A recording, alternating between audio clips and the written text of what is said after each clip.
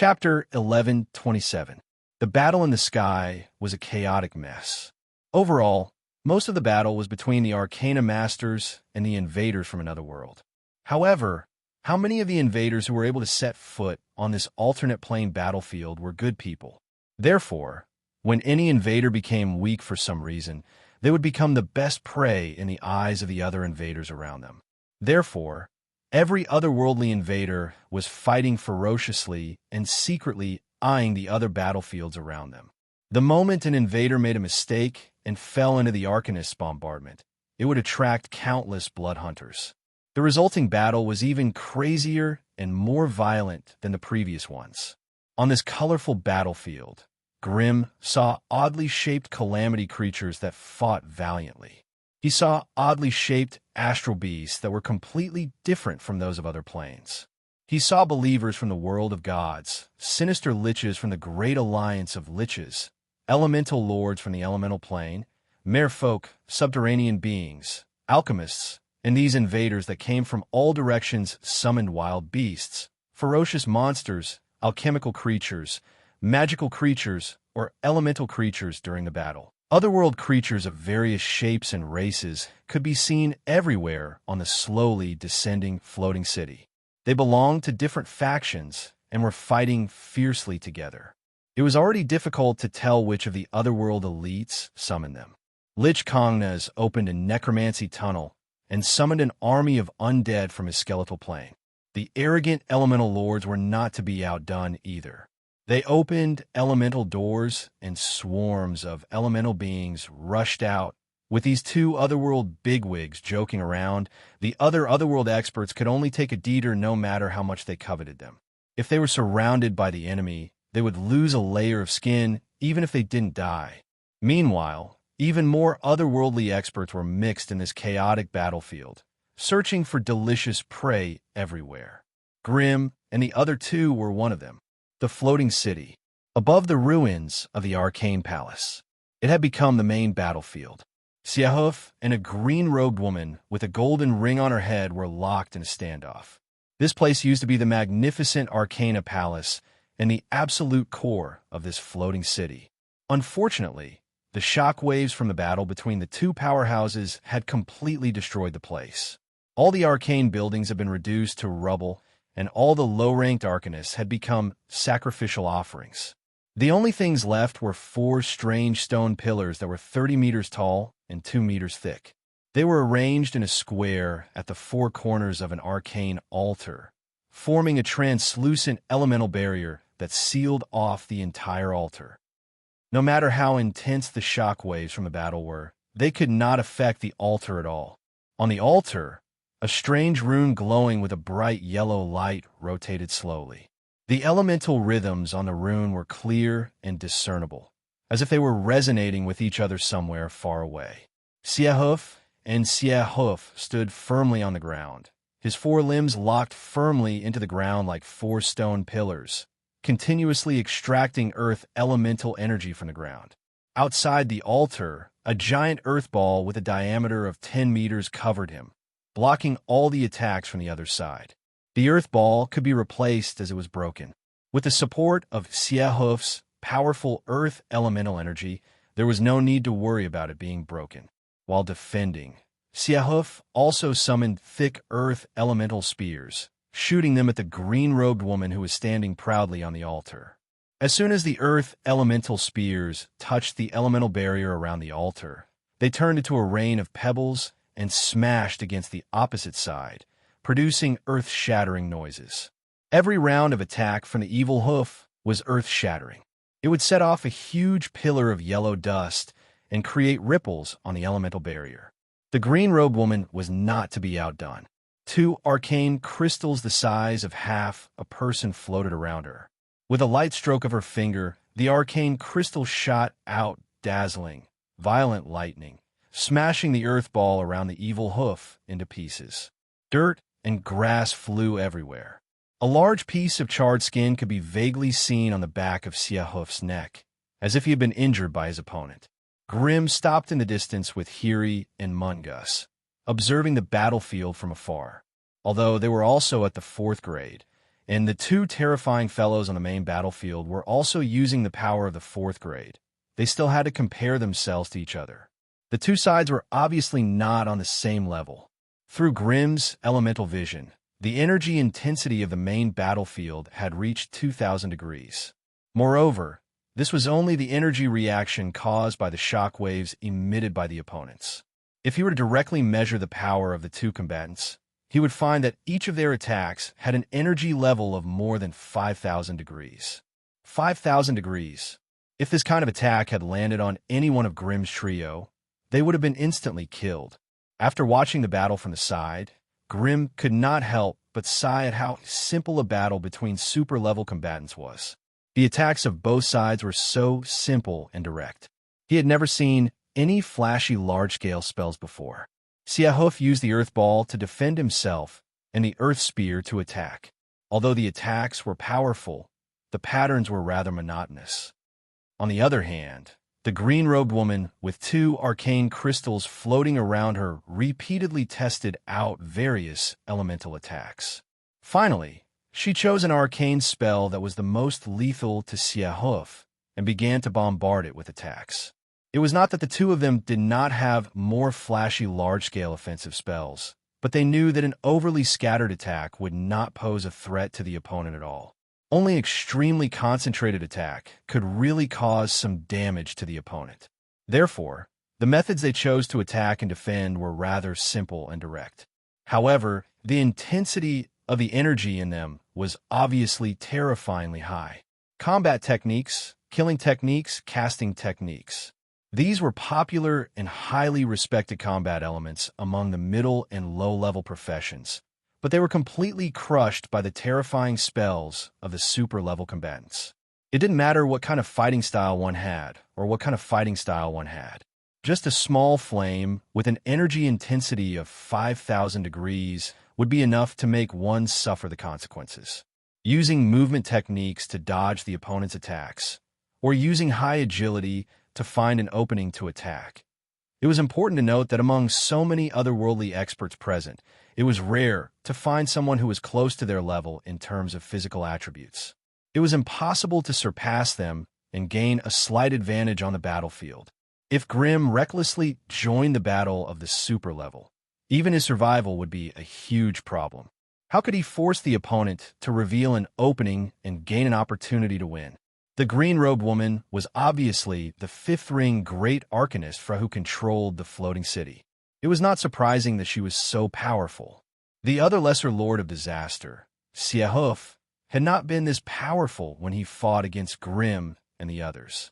Now, however, he had become so frighteningly powerful that he was even able to face off against a fifth-ring arcana master head-on. Grimm could clearly sense a different energy aura from his body. It seemed that the grade 6 Lord of Extreme Night behind Siahoof had sent a portion of his energy over. Otherwise, Siahoof would not have become so powerful. Level 6 was still level 6 after all. Even after its consciousness covered the evil Hoof's consciousness, it was still using this body and controlling the earth element, but it could increase its combat power by several times, demonstrating a brand new fighting philosophy. Perhaps this was what made the transcendent experts so powerful. Grimm and the other two concealed their auras as they secretly watched the battle between the transcendent experts. There were a few other powerful soul presences hiding on the outskirts of the super battlefield, as if they were peeking at the main battlefield just like they were. On the other side of the battlefield, a group of believers were fighting against Lich Kongness. The battle was also in full swing, and the shockwaves were unceasing. Through the energy aura coming from the battlefield, Grimm could faintly sense the strange undulations that only a divine weapon could have. Divine weapons were actually grade 5 items or magical weapons. The Shadow Pearl in Grimm's hand could also be considered a support-type divine weapon. As the new leader of the Witches of Destiny, Alice had even more divine weapons in her hands. The Scepter of Prophecy was broken and sealed, so it could be considered a demi-divine weapon. Apart from that, Alice also had the Cards of Destiny, the Hourglass of Time, the Witch Mask, and the Mercury Belt. Each of them was a powerful divine weapon. and they were the exclusive equipment of the Witches of Destiny. That was the main reason why she could stand on equal footing with a group of grade 4 witches, even though she was only a grade 3 witch. It was precisely because he had dealt with so many divine weapons that Grimm was so sensitive to their unique aura of laws.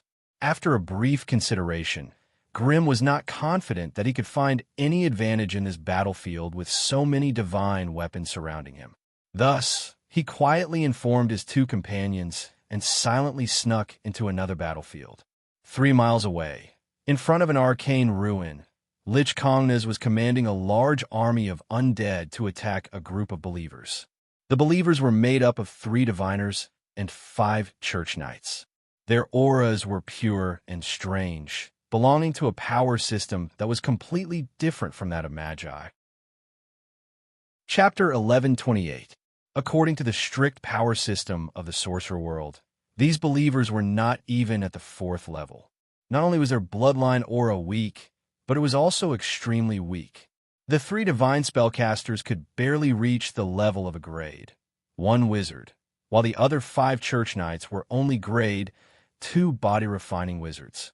Logically speaking, with their weak bodies, coming to this alternate plane battlefield was tantamount to courting death. However, as they prayed sincerely and used the special tools in their hands, they summoned dazzling divine spell halos out of thin air. These divine spell halos landed on their bodies, layer by layer, perfectly fusing together and also pushing their energy aura layer by layer.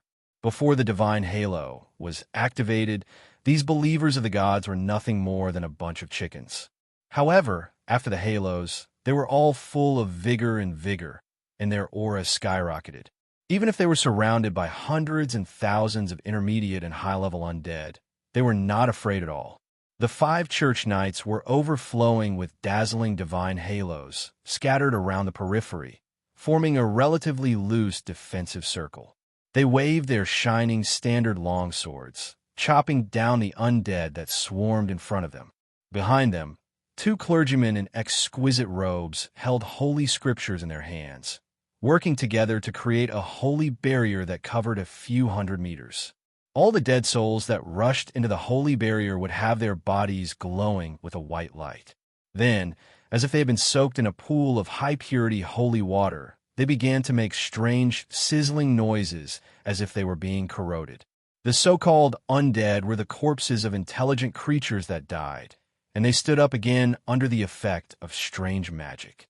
Most of them had lost their intelligence, and only a bit of killing instinct remained, under the control of evil spellcasters. Therefore, most undead spells were condensed with negative energy as the core. When the negative energy in the corpses of the undead was neutralized by the pure positive energy in the holy barrier, the condensed evil core naturally collapsed without a sound.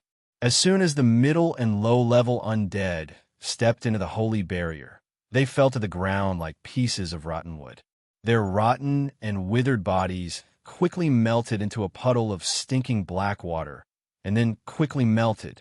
Only the high-level undead could resist the purification of the holy energy with their rotten flesh that was as tough as vellum or their thick, solid aura of death. As one of the 7 sovereigns of the Bone Plane, the undead army he brought with him would not be so weak. At the rear of the undead army stood a huge skeletal monster. It had a humanoid form and was more than 20 meters tall. There was no flesh or blood on its body, and it was made up of strange, pitch-black bones. A small platform of white bones protruded from the back of the giant skeletal monster. On the platform, there was a white bone throne made of countless skulls. Lich Kongnas sat there calmly, one hand tapping on the armrest, and the other propping up his chin as he watched the bloody slaughter with boredom. Beside the skeletal giant, there were 5 liches wearing human skin robes, bone crowns, and bone staffs. They occupied a few of the core nodes of the pentagram array, and were continuously summoning more and more powerful undead subordinates from the Bone Plane. Kongnas didn't care about the 5 paladins and 2 archbishops. The only thing he was wary of was the young man behind them, flipping through the Book of Wisdom. His appearance wasn't outstanding, and his body wasn't robust enough, but his entire body was overflowing with golden holy light that was as thick as armor. Wherever this golden divine light illuminated, all evil and filth were cleansed completely, and the heavens and the earth were suffused with a type of divine and pure and formidable energy. As the pages of the Book of Wisdom flipped, the golden light around them grew thicker and thicker. In the swirling holy light, there seemed to be countless little angels with wings on their backs flying and circling, singing the supreme and holy hymn in a cheerful tone. Within the area enveloped by the holy light, no evil could survive. It would quickly melt like snow under the bright sun. Even from miles away, Grim, who was hidden in the shadows, stared at the Book of Wisdom that the young man held tightly in his hands. He could clearly see that the light emitted by the holy Book of Wisdom contained traces of strange nomological powers that did not belong to the Morian plane. Even under the suppression of the Morian plane's consciousness, it was still able to extend the laws of the outer realm. Apart from divine weapons, no other treasure could do this. Beep. Aura of a foreign power detected. Analysis indicates it's a branch of the God of Wisdom. Based on its attributes and characteristics, initial judgment is that it's a keepsake of the God of Wisdom. Keepsake form, book. Keepsake attribute, knowledge, keepsake rate, rank 5 divine weapon. Keepsake function, enlighten. Keepsake description. This item records the views and opinions of a certain God of wisdom regarding planes, space, knowledge, and power. As the Book of Wisdom was enveloped by a powerful divine force, the information that the AI chip could detect from afar was limited. However, judging from the overflowing attributes, this was definitely a rare and powerful knowledge-type divine weapon. This meant that the young man with the blonde hair, blue eyes, and straight nose bridge was most likely an important follower of the God of Wisdom from another plane. He could even be a divine son or a clone of a god. Otherwise, that God would not have given him such a precious divine weapon and allowed him to bring it into another plane. God of Wisdom. Grim could not help but mutter to himself. The God of Wisdom was also known as the God of Knowledge in many planes. As such a god did not have many combat skills, he was not loved by many fighters. Hence, the birth of the God of Wisdom was much more difficult and slow than that of other gods. In fact, many of the gods of wisdom who were still growing would become targets for other evil gods or demigods due to their weak combat abilities. It was because of these factors that the number of famous gods of wisdom in the world of gods could be counted on one hand. Their divinities were mostly limited to rank 5 or 6, and there were almost no gods of wisdom above rank 6. Grim licked his lips. If it had been any other divine weapon, he might have given up on the thought of the difficulty of obtaining it. After all, most divine weapons had extremely harsh conditions to use, and even if he had it, it would be difficult to control. But now, the divine weapon of the God of Wisdom had appeared in front of him. This was a powerful force that any spellcaster could control and use. While the Lich Kongness looked a little ugly, he was a spellcaster through and through. It was no wonder that he had given up on other prey and focused on dealing with these foolish believers of the God of Wisdom who dared to roam the Morian plane. For this, he did not hesitate to bring the undead army from the skeletal plane over. However, the battle between Kongness and the believers of the God of Wisdom did not go smoothly. After all, the God of Wisdom belonged to the Order Pantheon and had the purest and most powerful divine force. In terms of strength, it was a great counter to necromancy spells. Besides, since the god was willing to give the divine weapon as a reward, he would definitely leave some divine force imprint on it. Once the wielder died and the artifact changed owners, all they needed to do was to activate the divine imprint on it. No matter where the artifact was, it would open a passage to the divine kingdom and guide the artifact and the souls of the believers back. And the only thing that could interrupt this process was another divine weapon or another god. It was precisely because of the difficulty of obtaining it that not many people dared to offend a god and do something so crazy. However, Grim was definitely not one of them. In the blink of an eye, Grimm had come up with a simple and feasible plan of action, and secretly contacted a few of his old friends. Lord Mitzer, that evil lich is too difficult to deal with. Do you think we should change directions and avoid it? After an hour of killing, although they had killed a large number of evil undead, the undead army surrounding them did not decrease. Moreover, as the necromancy formation continued to operate, more and more powerful individuals appeared in the undead army. The Grade 1 Black Warriors were nothing now, and they had also purified a lot of the Grade 2 vampires and Grade 3 undead knights. Apart from that, there were also many ghouls, abominations, and undead spirits. Although their strength was not worth mentioning, if there were too many of them, it would be extremely tiring to purify them.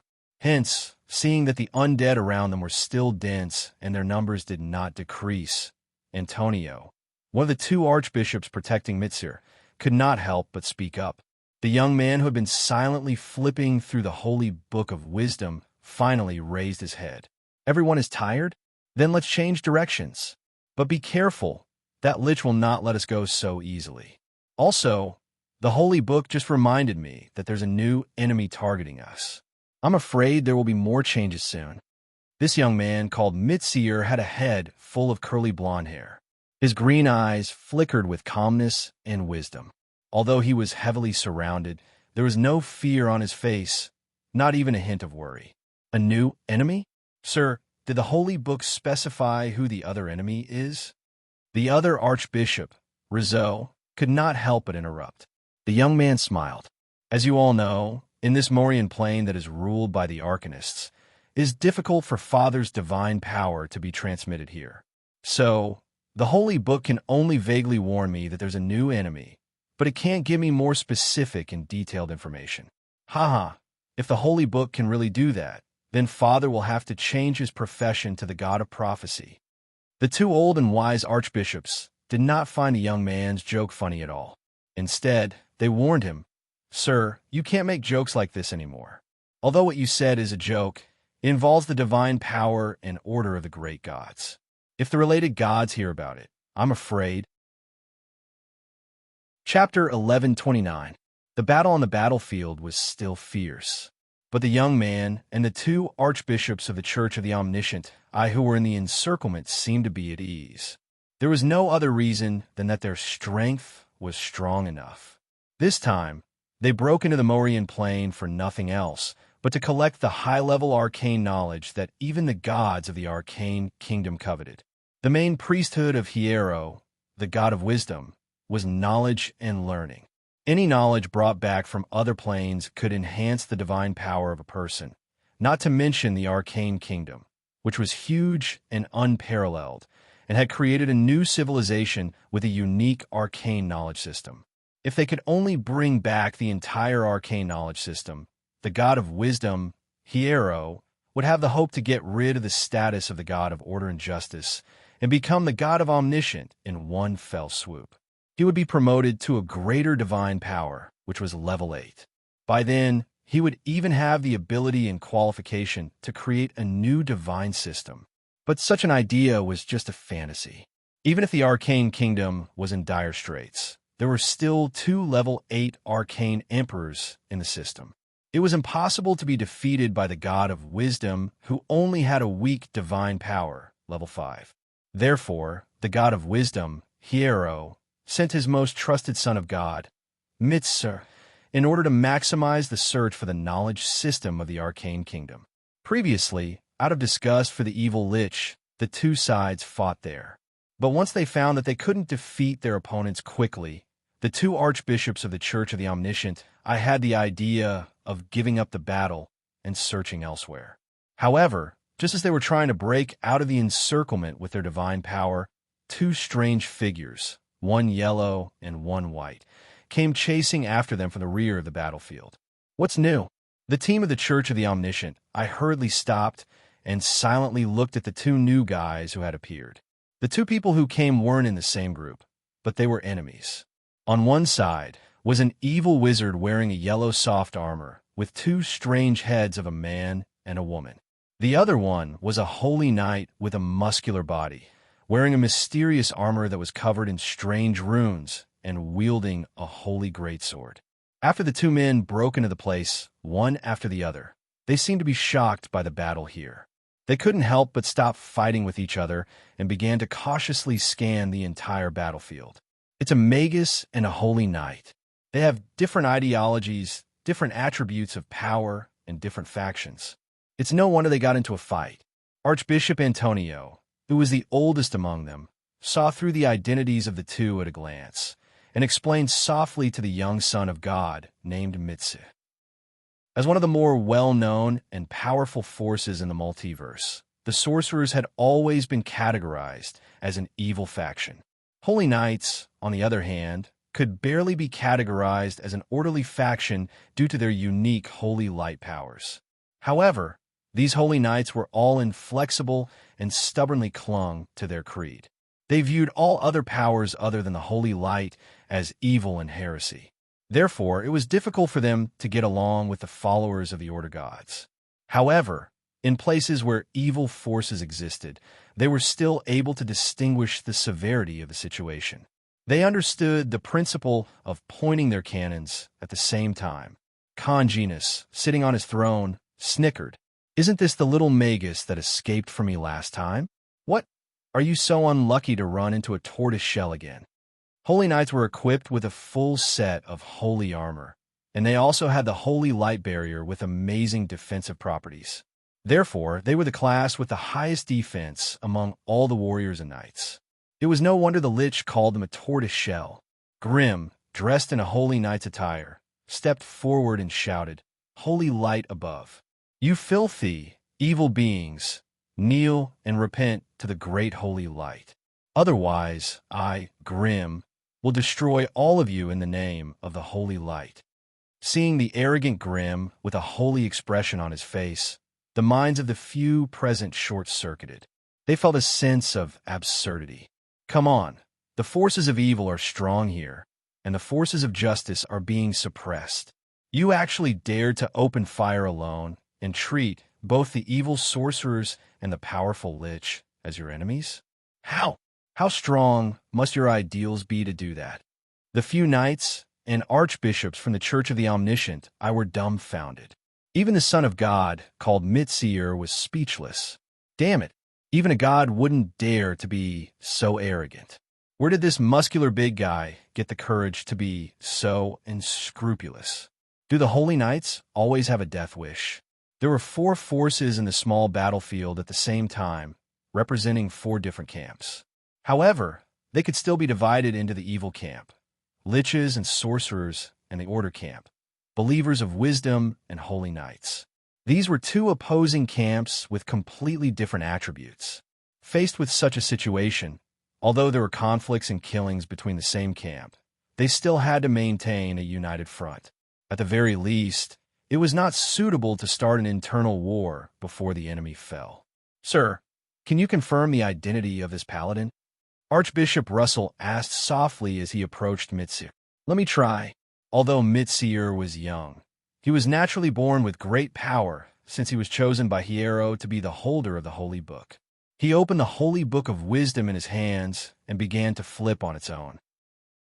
When the pages stopped at a certain page, a golden halo spread out like ripples on the surface of water. Wherever the golden halo went, hordes of dead spirits would fall to the ground in unison. Only the powerful middle to high level undead screamed and fled the area where the golden halo flowed. Like a divine spell that had overflowed with power, the golden halo quickly engulfed the 2-headed sorcerer, the evil Lich, and the holy knight Grim. Mangles and his sister, who had transformed into 2-headed sorcerers, let out a muffled groan. A thin but incomparably tough spirit barrier protected their entire body, allowing the golden halo to naturally separate in front of them without harming them in the slightest. The Lich Kongnas, who was sitting on the white bone throne behind the skeletal monster, was not afraid of this level of power at all. He allowed the golden ripples to spread all over his body. The purest holy aura and the purest evil aura collided on the surface of the lustrous Lich's body, but they did not hurt him at all. However, The skeletal monster under Kongnas seemed to be angered by the golden halo. It raised its head and let out a soundless roar, turning into waves of death aura that resisted the holy power. Grim, who was disguised as a holy knight, glared at Mitseer and snorted. He raised his holy sword and shouted, "Holy light protection!" Along with this shout, a ripple of holy light flowed down from the great sword and protected Grim tightly under the resplendent holy light. No matter how the golden ripples washed over it, they could not do anything to the thin layer of holy light. The two different powers only clashed for a moment. As the wielders of power, they could clearly understand the basic attributes of each other's power. It's indeed the power of holy light. After confirming the identity of the other party, the high-ranking members of the Church of the Omniscient Eyes let their guard down a little.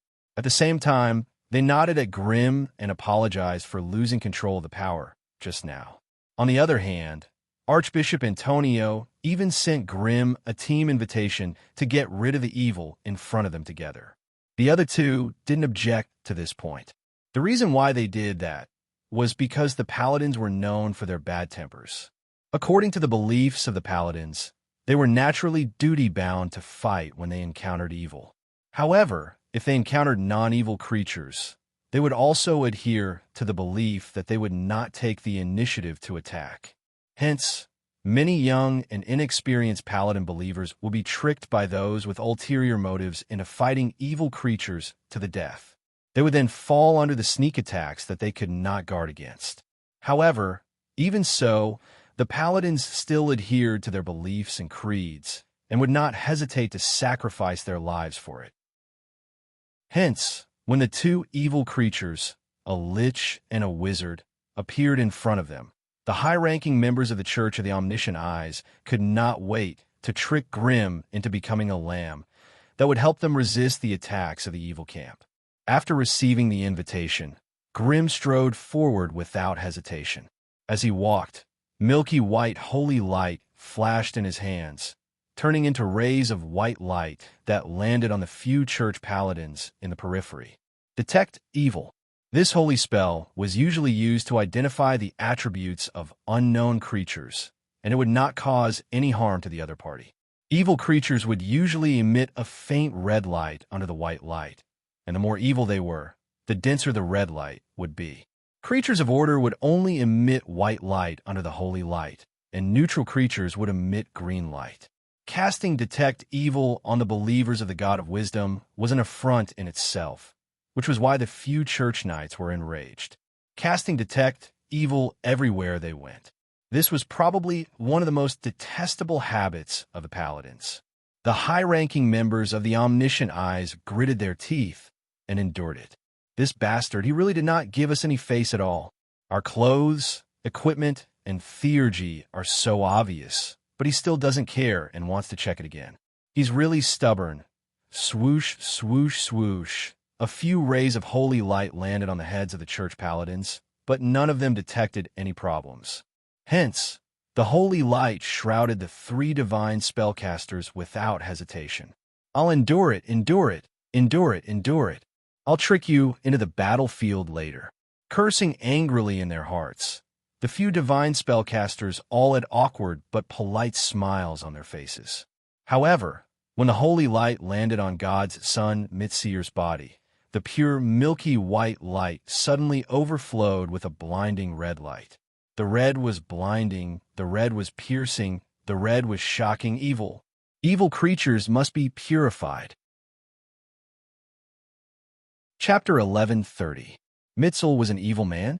How was that possible? Even if they used their toes to think, it was impossible.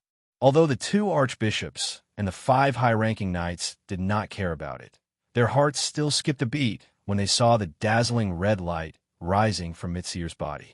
Their consciousness also became a little dazed. However, they immediately realized that something was wrong. Detect Evil was a commonly used spell in the Holy Faction. Everyone present could cast it very skillfully, so they naturally understood it very well. The core of its divine spell should be pure positive energy, and it should not have been mixed with other magical elements. But why could they sense traces of flames from the dazzling red light? No, there was something wrong with this divine spell. All of their consciousness quickly circulated in their minds. When they realized that something was wrong, the tall and mighty Holy Knight had already swung his huge sword of light that was as bright as a torch, slashing down on them. Halfway through the slash, the thin layer of milky white holy light on the outside suddenly collapsed, and terrifying golden flames surged out from within like a violent storm. In an instant, the few people around them were engulfed in a sea of fire that soared into the sky. Caught off guard, truly caught off guard. Although the believers of the God of Wisdom were still wary of the unfamiliar Holy Knight, no matter how they racked their brains, they would never have thought that this hateful fellow would give them a head-on blow, and it was so violent and ferocious at that. The scarlet pillar of fire that soared into the sky had a strange golden tinge, and when it burned their bodies, it was exceptionally painful and ferocious. Regardless of whether it was the church knights wearing holy armor or the archbishops in soft cloth robes, everyone's expression changed slightly in the violent flames. The divine spell halos around their bodies crackled as they were burned by the golden flames and began to explode continuously. The golden flames burned through layer after layer of divine spell protection and almost reached their bodies in the blink of an eye. Damn it, he's an imposter. Kill him. Protect his excellency. The chaotic shouts and screams caused the originally united combat team to fall apart in an instant. Some hurriedly replenished their divine spell protection. Some threw themselves at Grimm without a care for their own safety, and some looked down vigilantly. The few church knights present were no weaker than grade 4 under the effects of the divine halos, and Grimm had no interest in testing the sharpness of the enemy's swords with his own body.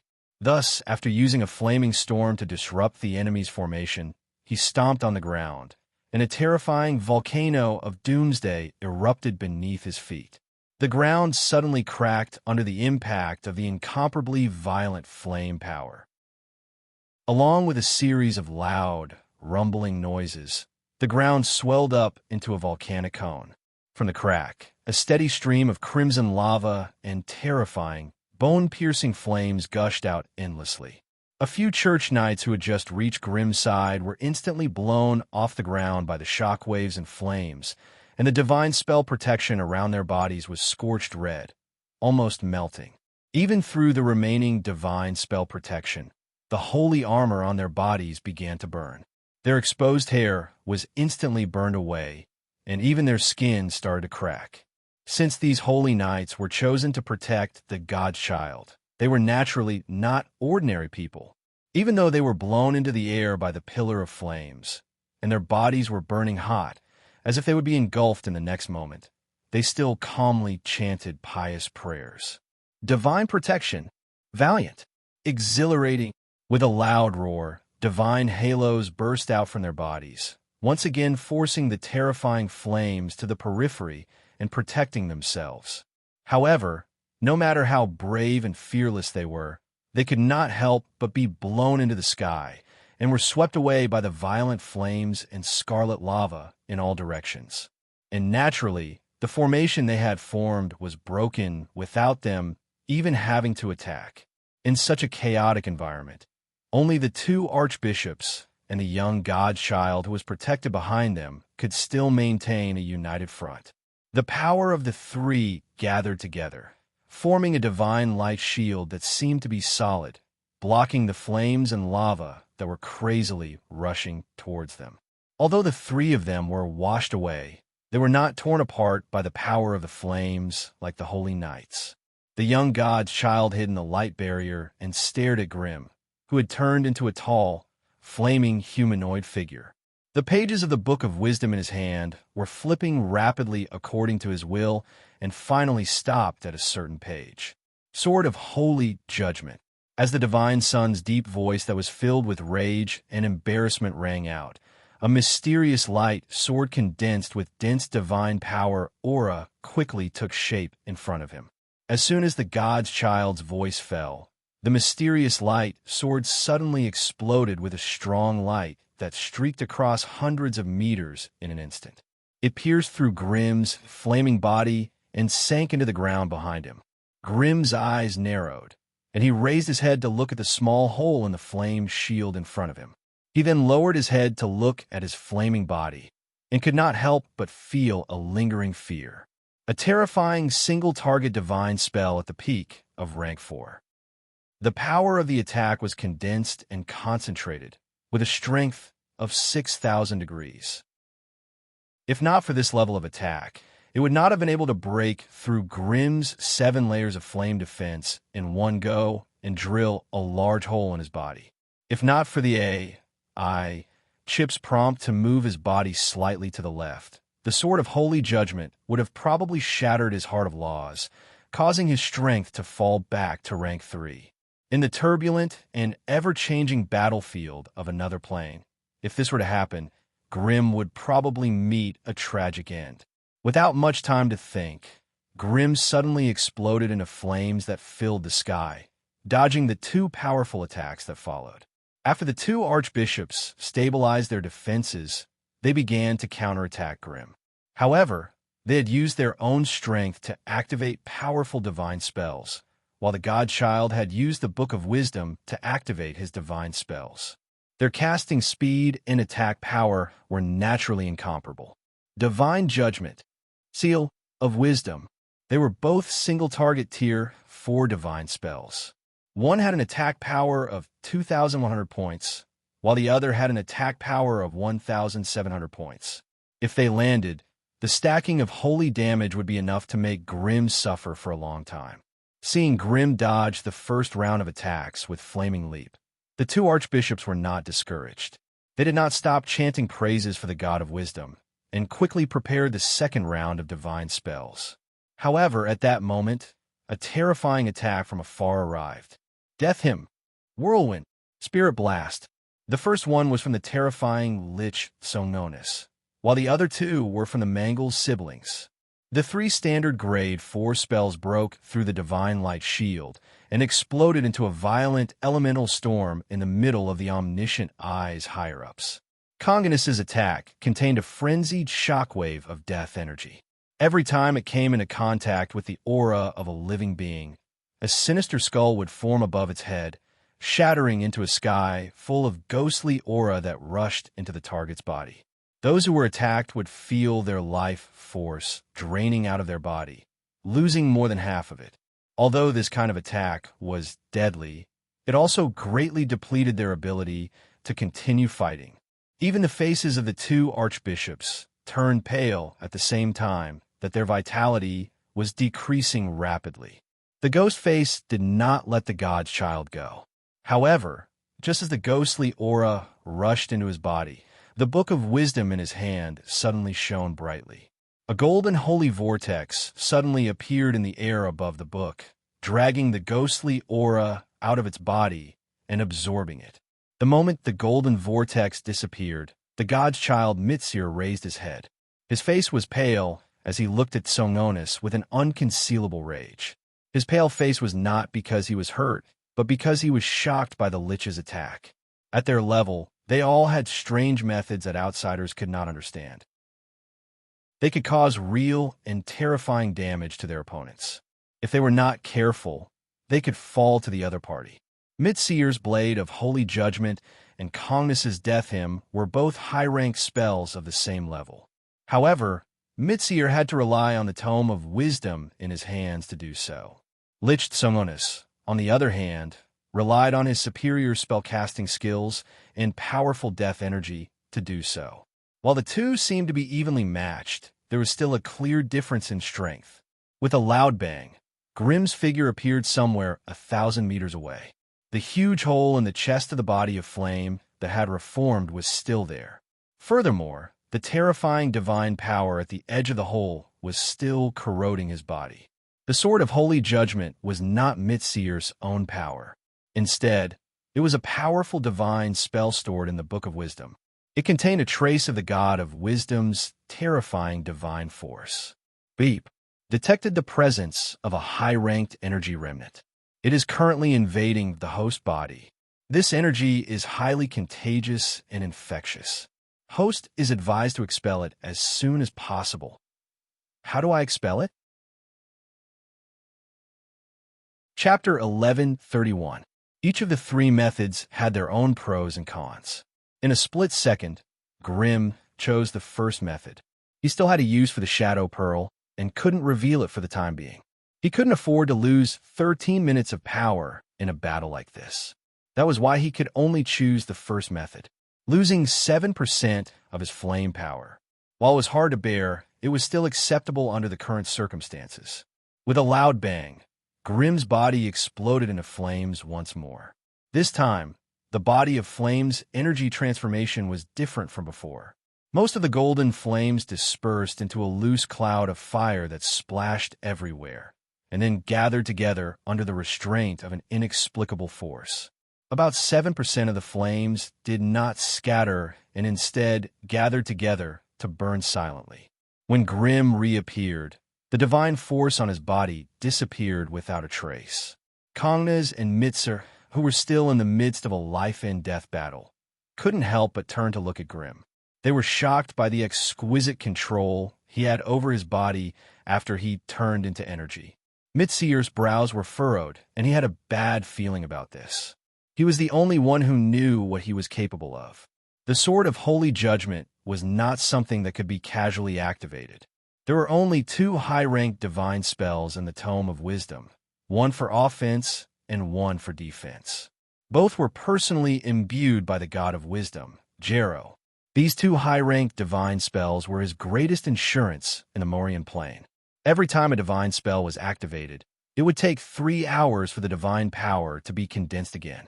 This meant that in the next 3 hours of battle, he could only use that defensive divine art. The Sword of Holy Judgment, on the other hand, was in a long cooldown. Although Mitzier could still cast many Grade 4 divine spells with the help of the Tome of Wisdom, he only had 2 peak Grade 4 divine spells. However, he only had 2 Apex Tier 4 divine spells that surpassed his current rank.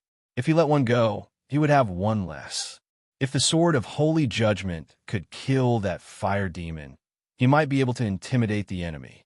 But now, not only was the fire demon not dead, he had even used up one of his trump cards at such a small price. How could Mitzier not be angry and fearful? Relying on Grimm's jesting, he single-handedly defeated the entire group of the Church of the Impartial Eye. Under Kongnas' command, a large number of high-ranked necromancers swooped down and blocked the 5 knights outside the battlefield. Kongnas, on the other hand, was surrounded by a group of undead guards to stop the 3 divine spell users who were trying to escape. A true battle of the Fourth Order had begun. Divine spells filled the air, and the aura of death rolled. The battle that erupted from both sides filled the battlefield with violent and disorderly energy ripples. Wherever the ripples went, all those who did not have enough magic resistance and defense were corroded and disintegrated in the energy vortexes, turning into piles of scattered bones that rained down from the sky. Mangles and his sister had just unleashed 2 rounds of witchcraft at Godson Mitzer, who was in the battlefield, when they were surrounded by 3 to 5 ferocious undead spirits from all directions. They seemed to be monitoring them. Grimm snorted, and with a flame leap, he appeared beside the Mangles siblings. His body rapidly expanded, and he once again transformed into the 10-meter-tall flame giant. At his call, an astral construct that was 5 meters tall rapidly flew over from the distance and crashed into the ground with a thud, sending the undead around it along with tons of soil flying 100 meters away. The appearance of the 3-tier force sorcerers instantly shocked both sides of the battlefield. Grimm had secretly sent a voice transmission to the Lich to coordinate the joint attack on the Believers of Wisdom. However, after the deed was done, the Lich Kinginas obviously wanted to take all the spoils for himself. He pushed Grimm and Mangles out of the battlefield to prevent them from taking the Tome of Wisdom. Grimm wasn't the only one who had his eyes on the Book of Wisdom. Even the Lich Kongnas was tempted by the Grade 5 divine weapon. But now that Grimm had summoned Wizard Holly, the 3 Grade 4 wizards stood side by side, and Kongnas' little schemes vanished in an instant. No matter how arrogant and conceited Kongnas was, he wouldn't dare face 3 Grade 4 wizards at the same time. Moreover, the 3 of them had obviously formed a group, attacking and retreating together. This further amplified their strength, making it so that even an evil lich would not dare to recklessly start a fight and suppress them at will. While the Church of the Omniscient, I had the advantage in numbers. They were just a bunch of weaklings who relied on the halos of divine spells to fight. While their physique was 100 times stronger than a normal human's, it was still nothing in the eyes of a grade 4 evil lich. If the lich could strip them of the halos of divine spells, killing them would be as easy as slaughtering chickens. That confidence was the reason Cognas gave up on the undead army and held off the knights of the church while he focused on the divine child. As for the other two archbishops, if not for the Book of Wisdom, Cognas would have taken their attacks head-on and turned them into piles of bones with an instant death spell. A grade 4 lich's magic resistance wasn't something ordinary spells or divine spells could affect. Now that Grimm had revealed his true strength, Cognas was forced to accept the fact that the three wizards were a force he couldn't afford to ignore. The existence of such a force could turn the tide of the battle. Magus, is our agreement still in effect? Cognas's tone softened as he took the initiative to negotiate with Grimm. The evil liches were always terrifying characters who killed their enemies and allies no matter where they went. When had they ever taken the initiative to negotiate with their prey? Of course, Grimm snickered, a smile appearing on his fiery face. Let's work together to take down these scammers. The spoils of war will go to whoever gets it first. What's the matter? You have a numbers advantage. Are you afraid you'll be at a disadvantage? All right, it's a deal. Cognas's soul fire, which was hidden behind the ruby, scanned Grimm and the other archbishops. When he sensed their initial grade 4 power, he couldn't help but snicker coldly. Initial grade 4. No matter how strong your talent is, you won't be able to control the Book of Wisdom even if you've grasped a portion of the Law of Fire at the initial grade. This kind of object with an owner could only be bound and sealed by another tier 5 treasure or power. That was why Cognas accepted Grimm's olive branch without hesitation. With the two evil factions working together, the two archbishops and the divine child couldn't hold on much longer. After all, this was the land of another world, not the plane they were born in. Although the Holy Bible of Wisdom could project an endless stream of divine art power from the distant origin plane, the consumption of power was too great. If the God of Wisdom was an intermediate god, he might be able to withstand such a loss. Unfortunately, the God of Wisdom Yiluo was only a tier 5 god with weak divine power. With the protection of the Wisdom Canon, Mitseer was still able to hold on. Rays of divine spell halos turned into layers of solid divine spell shields, blocking the enemy's spells and witchcraft attacks outside his body. However, the two archbishops didn't have such a powerful shield. Under the relentless attacks of the enemy, they finally couldn't hold on any longer. Archbishop Russell's divine shield was the first to be broken. Several terrifying attacks swept past and killed him in an instant. Cogna's aura of death quickly washed over the archbishop's body. The thick aura of death intertwined with the fresh flesh and blood, causing sizzling noises as it corroded the archbishop's body. The flesh was quickly dyed gray. His flesh decayed and withered, and his bones calcified quickly. Archbishop Russell, who had the title of Holy Protector, was corroded into a gray skeleton before he could even move his fingers. His flesh, tendons, and organs were all gone. A few more terrifying attacks followed, quickly turning Rousseau's skeleton into dust and scattering in all directions. Russell, Antonio screamed. The divine shield outside his body was only left with a thin layer, and it was rippling under the ferocious attacks of his opponent. It was obvious that it wouldn't last much longer. My lord, please escape.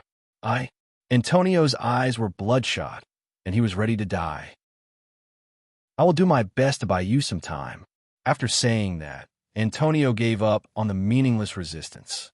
He raised his hands in front of his chest with his palms facing upwards. Piously, he chanted a strange and mysterious hymn in a language that Grimm and the others couldn't understand. The moment the hymn started, the few grade 4 wizards on the battlefield could not help but relax, and their minds became a little dazed. Their attacks gradually stopped, and their faces were intoxicated by the melodious and low hymn, as if they had completely forgotten everything on the battlefield. Antonio, who was chanting to him, was bleeding from his nose and mouth, and even 2 streams of purplish-black blood flowed down from his eye sockets. But even so, he didn't stop chanting. Instead, he praised devoutly in an unusually tragic and stirring manner. As for Mitzer, he turned around the moment the hymn started and flew into the distance without looking back. He had no intention of helping Antonio attack the enemy. It couldn't be helped. The god's praise was just a way to drag the enemy down with him. Once he attacked any of the enemies, they would be freed from the spiritual illusion, and Antonio's sacrifice would be meaningless. After Mitzier flew 1,000 meters away, Kaunas' body glowed with light, and his spiritual waves broke free from the illusion. He was a lich, after all, and his magic resistance was much higher than the Magi, so it wasn't difficult to break free. Kaunas looked at the fleeing Mitzier and the 3 Magi who were still in a daze, but their defenses were still intact. He made up his mind and chased after the divine child in a flash. Chapter 1132. Thanks to the AI chip, it was impossible for Grimm to be bewitched. That was why he had been observing the Lich's every move. If the Lich decided to give up on the divine child and focus his attacks on the Magi instead, Grimm didn't mind launching a sneak attack. Since the Lich was going after the divine child, there was no need for Grimm to keep up his act. He threw a lava fireball at Antonio and leapt into the air without hesitation, chasing after the divine child. The explosive force of the lava fireball was clearly not enough to kill an archbishop with the all-seeing eye, but the explosion of the flame shockwave blasted Antonio's mouth and nose into a bloody mess. It also made the absent-minded Harry and Mangles open their eyes at the same time. With the 2 of them dealing with the aftermath, Antonio and the other knights wouldn't be able to escape. At the end of the day, the worshippers were mortals who relied on their divine halos to unleash such power. With their divine force depleted, the 2 grade 4 Magi were enough to keep them here forever. Grimm shuttled back and forth in the air. In order to avoid alerting the Lich in front of him, he did not choose to use the mighty flame leap. Instead, he wrapped his body in golden flames and hid his figure, flying silently in the sky. In half an hour at most, the floating city would crash into the continent below them. By then, everything on the floating city would be destroyed in the violent impact. There wasn't much time left for Grimm and the others. The Son of God, called Mitzier, was flying in the sky at high speed. Due to his extreme speed, the divine barrier wrapped around his body even created dazzling sparks as it collided with the air and scattered energy ripples. The Lich, Kaunas, turned into a cloud of smoke and chased after him.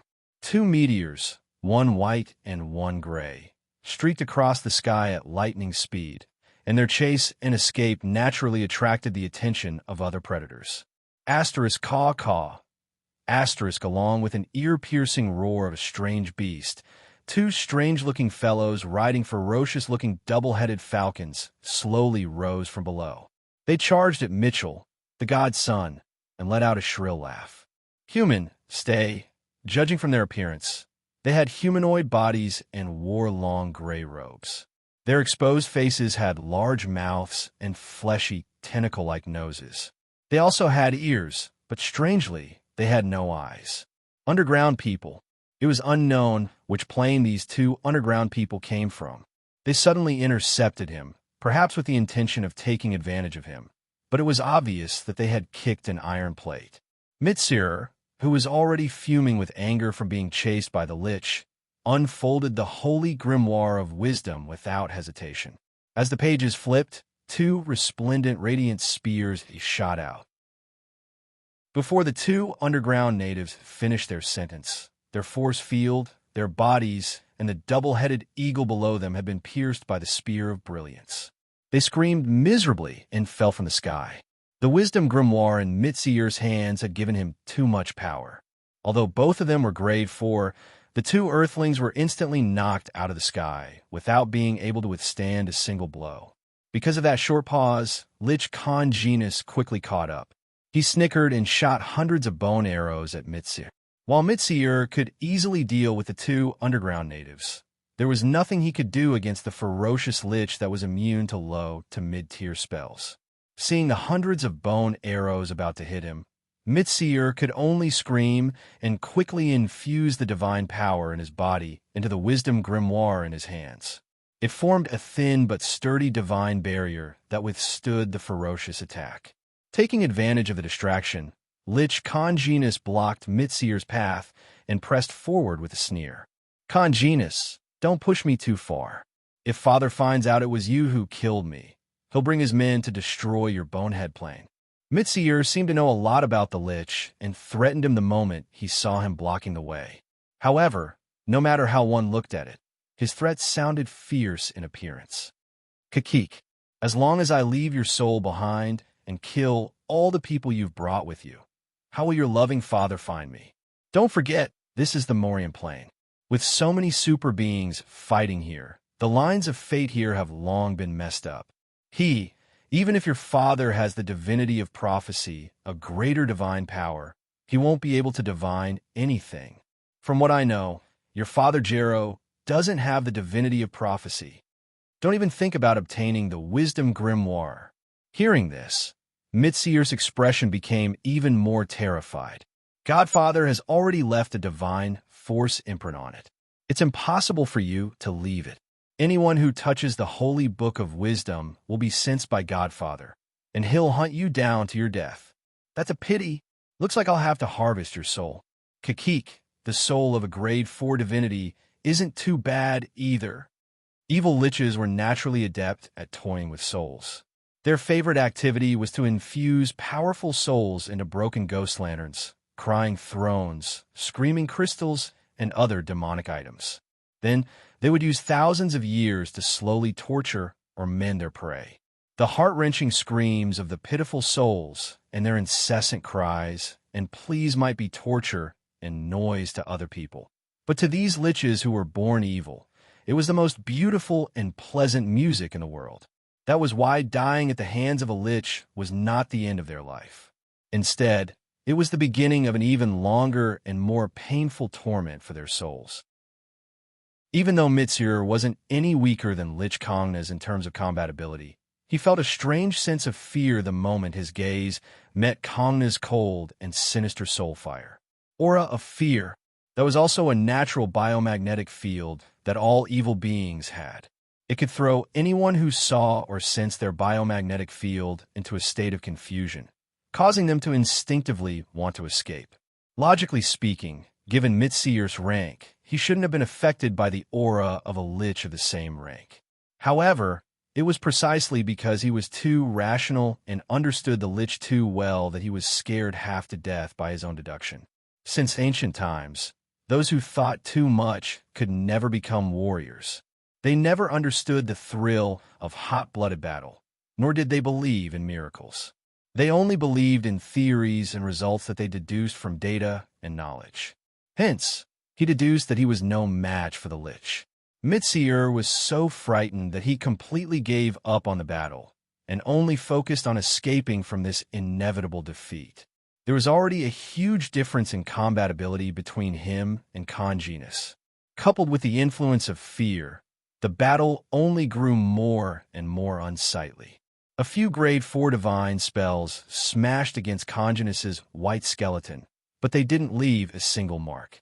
Mitsir gave up on attacking and used all his divine spells to buff his defense and escape. That way, Congenus's attacks became even more fluid and ferocious. Had it not been for the Tome of Wisdom, Congenus would have taken Mitsir down long ago. It was a pity that the grade 5 divine weapon lived up to its name. It helped Mitsir withstand the lich's ferocious attacks and neutralized wave after wave of fatal attacks. Even so, Mitsir's nose and mouth were bleeding from the instant death spells, and his life force was draining rapidly. Awkward. Very awkward.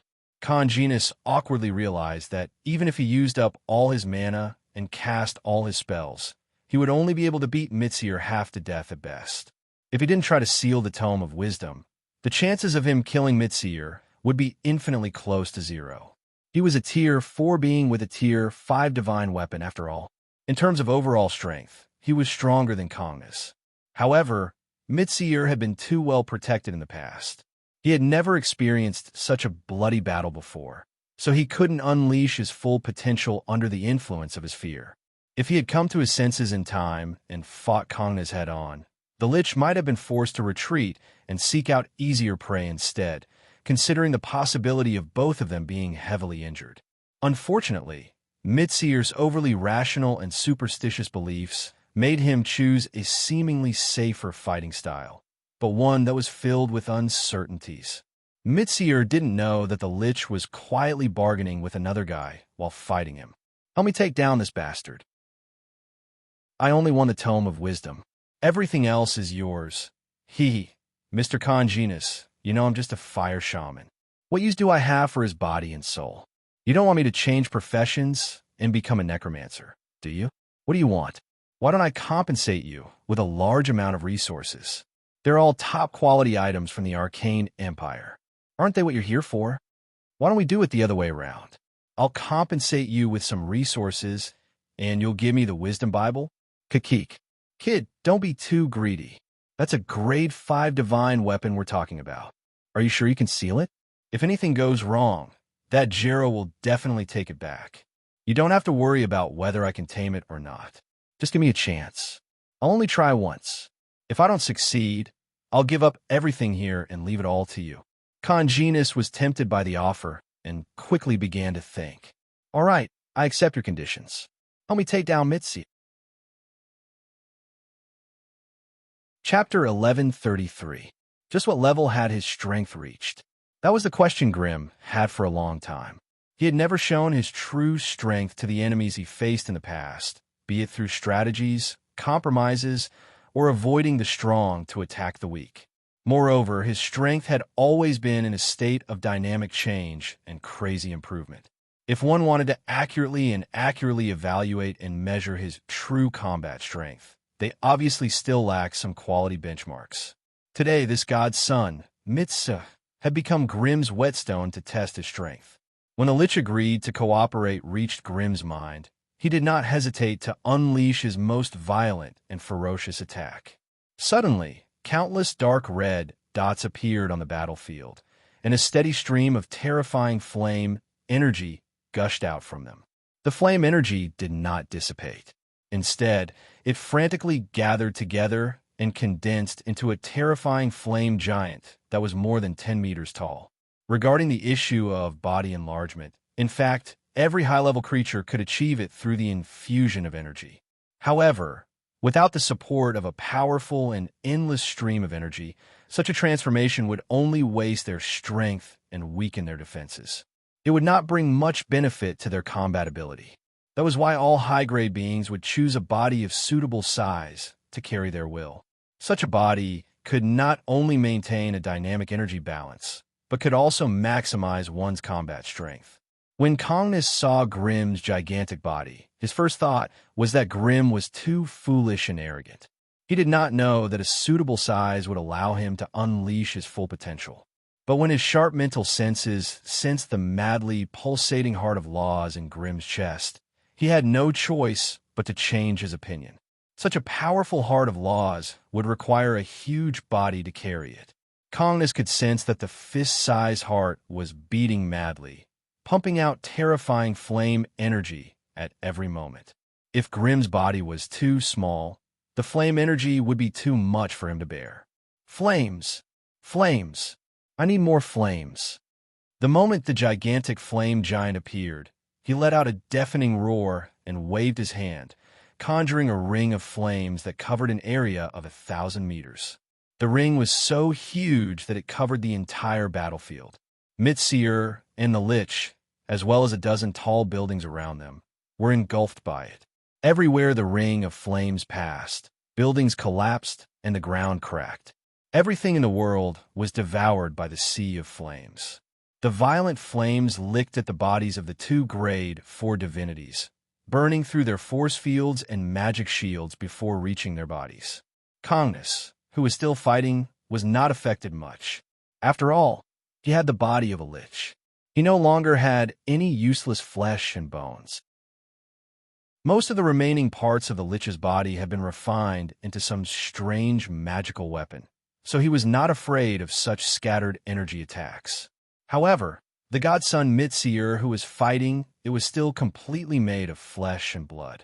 Stripped of the divine halo and divine force, his body was 100 or even 1,000 times stronger than a normal human's. But compared to a grade 4 lich, he was still incredibly weak. When the flames imbued with the power of laws reached his body, Mitseer screamed and had no choice but to activate the last defensive divine spell in the Tome of Wisdom, Jero's Protection. Dense divine radiance flowed around Mitseer's tall and slender body, isolating all attacks from his body. Even the battle scars left on his body were quickly disappearing in the brilliant radiance. Kongnus waved the small gray bone staff in his hand and shot out 3 arrows of death aura. The arrows melted upon contact with the divine force and did not affect Mitseer at all. Damn it, what a strong defense.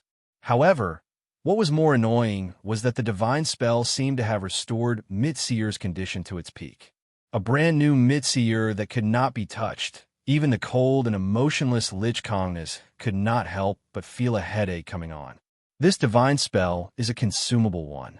Even though our attacks can't do anything to it, we can exhaust the divine force within. Just as Kongnus was hesitating about whether to continue attacking or to stall for time, Grimm's deafening roar rang out once more. In the next second, a 2-meter-thick wave of flames crossed hundreds of meters and crashed into Mitseer's unmoving body. The violent flames clashed with the radiance of divine force, stirring up wave after wave of energy storms in the arena. Kongnus did not notice the changes in Mitseer's energy during his probing attack. At this moment, seeing Grimm's flame attack continuously washing over Mitseer, it finally noticed the subtle difference in energy on Mitseer's body. The indestructible divine force did indeed weaken a little after Grimm's attack. In other words, the two of them could use their energy to exhaust the divine spell. Seeing the hope of winning, the Lich Kaan genus was immediately energized. He wandered to Mitseer's side and started to trade damage with Mitseer with death blasts. Mitseer, on the other hand, was not stupid enough to wait for his death. He tried his best to break out of the encirclement. Unfortunately, Grimm's flaming giant was waiting outside. No matter which direction Mitseer tried to break out of, Grimm would always appear in front of him and slap him back with his terrifying flaming hand. With the Lich in Grimm's defense, Mitseer's attempts to break out were all repelled. He could not break out of the tight encirclement of the two powerful enemies. As for the defensive divine art outside his body, it gradually began to dim under the intentional consumption of the two of them.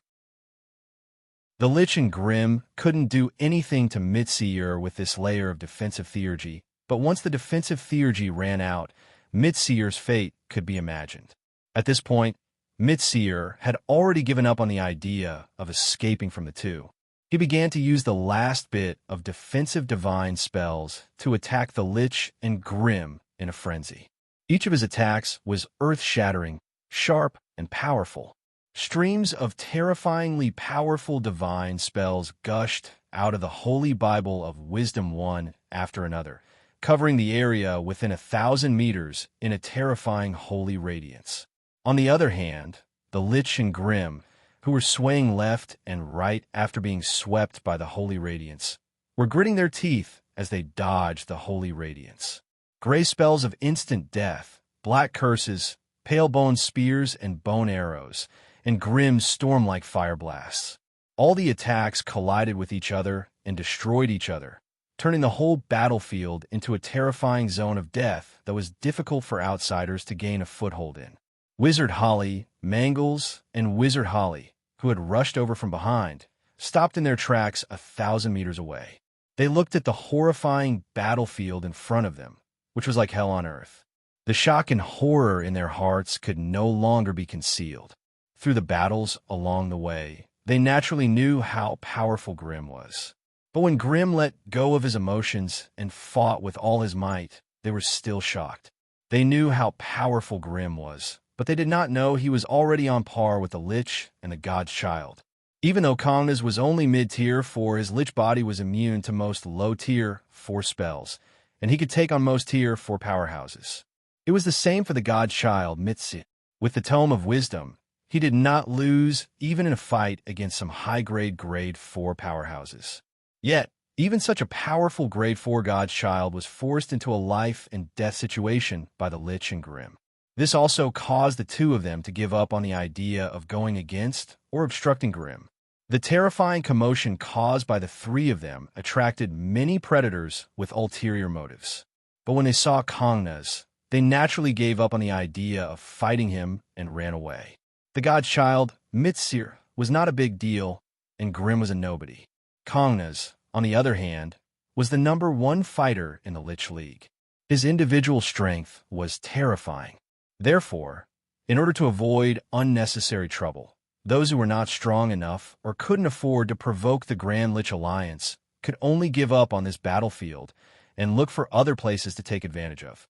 There were as many as 7 or 8 similar battlefields on the slanting, floating city. That was why they did not have to worry about not finding suitable prey. The floating city is falling, someone suddenly shouted.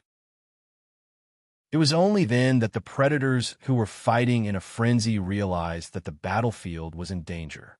However, they were entangled and fighting with each other at this moment. It was already a critical juncture where victory and defeat could easily be decided. Even if the floating city beneath them fell apart at the very next moment, they would fight to the death until the very last moment. The divine spell around Mitsir's body had long dimmed, but he still attacked the two enemies with all his might, waiting for the time to come. Chapter 1134. What kind of terrifying scene would a huge floating city cause if it crashed to the ground? Such a scene was hard to imagine with the brain alone. The entire floating city was like a small floating continent, its base made of thick bedrock that weighed tens of millions of tons, with countless arcane runes and anti-gravity barriers attached to it. Above the bedrock was a layer of black soil that was almost 30 meters thick, and further up were the various arcane buildings of the floating city. After the energy core inside the floating city was destroyed, the arcane rune arrays and the anti-gravity enchantment on the rock base lost their effects one after another. The whole floating city was like a slowly sinking ship, slanting and crashing into the Thousand Flowers plain below. The continuous rumbling never stopped. The entire floating city shook and shook violently. A tremendous force of unparalleled violence was transmitted from the point of impact, instantly shattering the many rock bases that lacked the protection of arcane spells into pieces and disintegrating. Without a doubt, the floating city began to disintegrate the moment it hit the ground. Meanwhile, the Myriad Flowers plain had also suffered an unprecedented catastrophe. The ground within a radius of nearly 50 miles had sunk into a deep crater. Even the beautiful lake, which occupied a vast area, had been instantly wiped out by the tremendous amount of rocks, mud, and unidentifiable debris that came crashing down. The earth sank and cracked, and countless huge pillars of dust shot into the sky, turning the area within 100 kilometers into a sea of dust. On the floating city, most of the arcane buildings had long since been turned into piles of rubble and broken walls by the otherworldly champions who were fighting. Now, with the collapse of the floating city's base and the explosion, everything on it disintegrated into pieces of city fragments of various sizes, flying in all directions. Ordinary people would not even be able to protect themselves if they were placed in such an earth-shattering and terrifying disaster. But these otherworldly invaders from different planes were still madly slaughtering each other in this apocalyptic scene. Mitsir had lost all hope. He painstakingly raised a holy barrier to block the countless rock fragments and soil fragments that were hurling at him, fleeing quickly in the murky dust where he couldn't even see his own fingers. Behind him, that terrifying lich shrouded in a dense layer of deathly aura was still hot on his heels. As for that terrifying fire shaman, he had not seen his tall flaming body for a while, most likely blocked by this cruel and terrifying environment. Although there was one less enemy, misty still did not have the confidence to fight against that lich.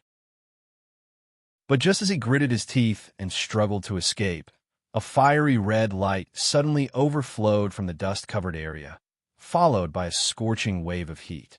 Damn it, that fire shaman has caught up. Without hesitation, misty turned and changed his direction, continuing to approach the area with the most intense energy ripples.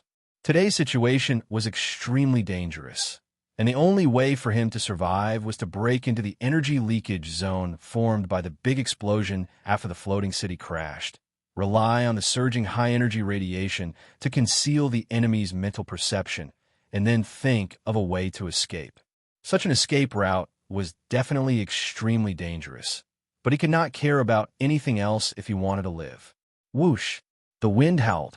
A fragment of the city the size of a football field whizzed past Mitsy's eyes. There were some remnants of buildings on it, as well as a few arcana apprentices who were huddled together in fear. This fragment of the city did not fly far before it was smashed into pieces by a series of flying rocks. The few arcana apprentices that survived did not even have the time to scream before they were ground into a mist of blood by the shockwaves. Deep underground, a series of explosions rang out. It was a huge explosion caused by the energy center of the floating city's base being heavily damaged. The explosion almost penetrated the entire rock base, splitting the floating city into countless broken and chaotic areas. Even some secret rooms and treasure vaults that were normally hidden underground were exposed due to the explosion, causing a large-scale looting. Misty ran for his life. After being blessed by many holy halos, he immediately became as light as a swallow and as agile as a fox. He ran between the broken rocks and collapsed buildings as if he was flying, changing directions from time to time. Stepping on a shattered ground, Misty dodged a few large rock fragments that whistled through the air. He leaped into an underground crevice that had a huge mouth wide open. Half a quarter of an hour later, he crawled out of another crack thousands of meters away. Seeing that there was no one around, he hurriedly hid his body and crawled into a huge gray dust pillar, desperately running as far as possible in a direction as he could. However, right at the edge of the giant floating city ruins, he suddenly stopped and looked ahead silently. There, a tall humanoid figure wrapped in crimson flames was sitting cross-legged on a patch of green grass, quietly waiting for his arrival. The flames were gently surging and burning, but the grass beneath the tall figure was not damaged at all. There was not the slightest sign of it being ignited or burned. It was as if the surging scarlet flames did not exist at all. Hand over the Bible of Wisdom, and you can leave alive, or else die. Grim opened his eyes, and a terrifying red light shot out from his eye of blazing flame. Mitsier's young and handsome face revealed a sinister and twisted smile, and he said sternly, "Do you think I'll believe you? You despicable, evil, and cunning magi. I don't believe a single word you say. You don't have to believe me. Just trust your own judgment." Grim smiled leisurely. "Leave the Bible of Wisdom, and you can leave from either side of me. I won't stop you, and I'll even give you a valuable piece of information for free. There's a lich on the left, and there's no lich on the right." Mitsier, who was already exhausted and his divine spell power almost depleted, looked around him with a fierce expression. He could see clearly that as long as he could get past this fire wizard, he would be able to escape from the ruins of the floating city. This meant that he was basically safe. Although he couldn't defeat the lich, his speed of escape was much faster than his opponent's. Once he reached a flat and spacious area, his chances of successfully escaping would undoubtedly increase. Hence, after deep consideration, Mitsier took a few steps back and gently placed the Bible of Wisdom on the ground. He then placed a simple seal on it before carefully avoiding Grim and hurriedly escaping into the distance. The direction he chose was to the left. Grim's expression did not change, and he waited for Mitsier's figure to disappear into the thick cloud of dust before he stood up and went to the Bible of Wisdom. The Bible of Wisdom lay quietly on the scorched ground. The slightly protruding rune on the cover of the bronze book was still faintly glowing with a holy light. Umph. Still playing these little tricks when you're at death's door. Grimm snorted lightly, blue light flashing in the depths of his eyes. In the blink of an eye, he had almost completely analyzed the arrangements that misty had left behind. The Bible of Wisdom was not an object without an owner. It was a divine weapon that the God of Wisdom had forged for himself, and it was naturally imprinted with his divine runes. He had lent this divine weapon to the Son of God because he wanted to rely on the might of a rank 5 divine weapon to ensure Misty's safety. As the wielder of the divine weapon, Misty naturally had the means to bind the divine weapon to his soul. This way, even if he was millions of miles away, as long as he gently channeled the divine rune, the Bible of Wisdom would instantly return to his side. It seemed like misty was taking advantage of Grimm's lack of familiarity with the characteristics of the divine weapon and wanted to use this method to make him rejoice for nothing. Moreover, with the AI chip's full power penetration, Grimm discovered a terrifying divine spell that had already been activated within the Bible of Wisdom. Once Grimm undid the seal, he would probably be attacked by the Bible of Wisdom at the first moment. If that happened, he would have no time to stop the Bible of Wisdom from escaping. Faced with such a setup, Grimm snickered and reached out to grab the Bible of Wisdom. At this moment, a black figure suddenly rushed out from the thick cloud of dust. 2 strange claws that seemed to be a mix of man and beast tore through the air, overflowing with green claw shadows that attacked Grimm like a torrential storm. Beside the black figure, a fiery red figure jumped about strangely, opening its mouth and spitting out a purplish-black poisonous wind that reeked of a fishy stench. Grimm seemed to have sensed it, and his figure exploded as he retreated tens of meters, turning back into his human form. When he regained his footing, his original position was occupied by 2 strange figures, one black and one red. The black one was the werewolf, and the red one was the vixen. It was obvious that the hunt in the floating city had not gone smoothly for the 2. Their bodies were covered in scars from the battle. With their strength, they were still unable to use energy to quickly heal their bodies. This showed how serious and troublesome their injuries were. However, it was 2 against 1. The werewolf and vixen glared fiercely at Grimm, looking as if they were going to devour him. The werewolf, whose body was covered in short, thick, black hair, slightly lowered his body. Sharp, inch-long claws popped out from the ends of his sturdy and powerful claws. He roared at Grimm and opened his long, protruding mouth slightly, revealing his cold, sharp fangs. The vixen narrowed her eyes slightly, her eyeballs darting around as she curiously sized up the Bible of Wisdom not far from her feet.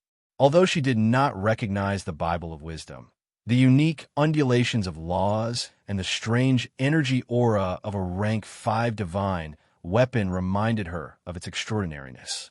Oh my, you bad fellows. You actually don't know how to cherish a divine weapon, throwing it around. Why don't you let me keep it for you? Chapter 1135. The small temporary restriction could not stop the fox girl's slender little hand that was smeared with bright cardamom juice. With a soft pop, the restriction broke. The holy book of wisdom turned into a white light and was about to fly away. The fox girl Ruth covered her mouth and giggled.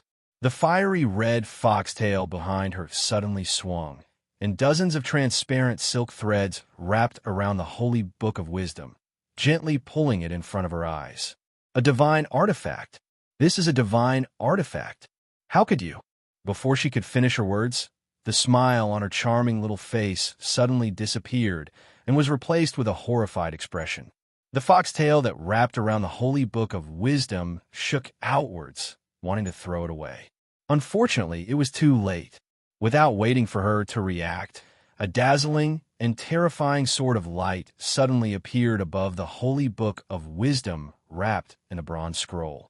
Then it went straight into the fox girl Ruth's exquisite and plump body. The next moment, the fox girl Ruth let out a deafening scream. Her whole body was cut into 2 by the sword of light. Most of the warm blood and broken organs in her abdomen and chest were vaporized by the violent divine spell, leaving only 2 scorched legs that fell to the sides. The werewolf, who had been on guard against Grimm, turned around in horror and saw the terrifying scene of the fox girl Ruth being killed by the holy sword of judgment hidden in the holy book of wisdom. Ruth?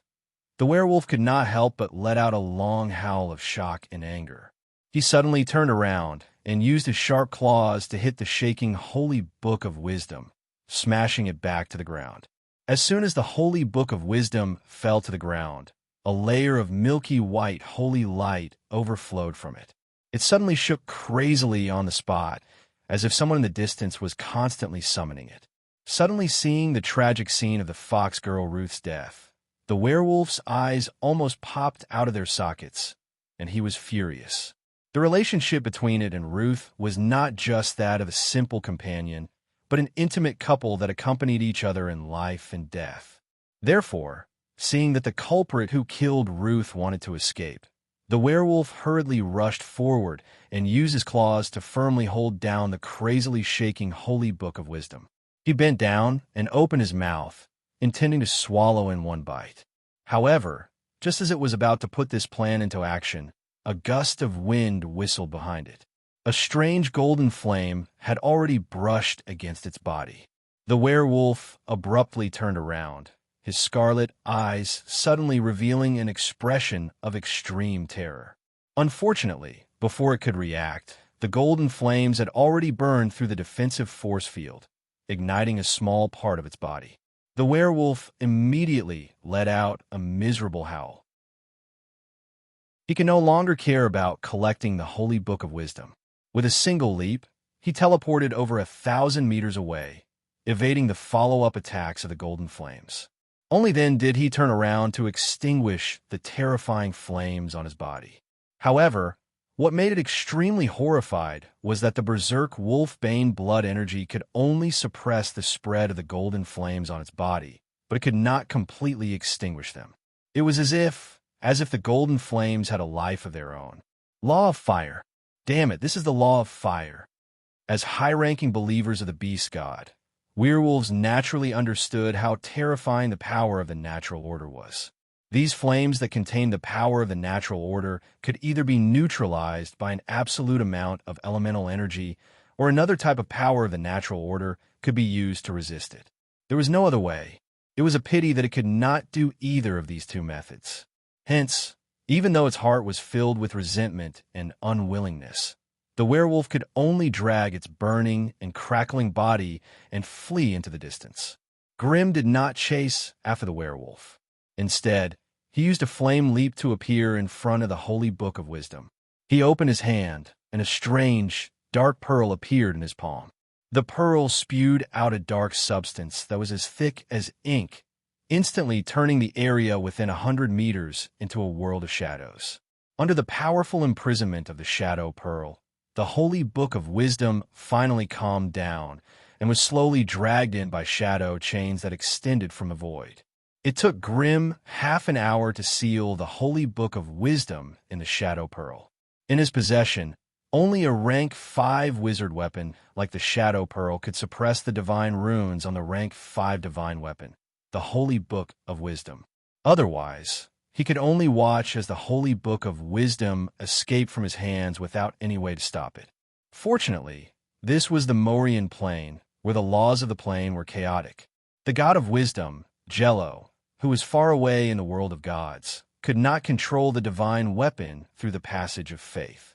Otherwise, Grimm's operation to obtain the holy book of wisdom would not have been so smooth.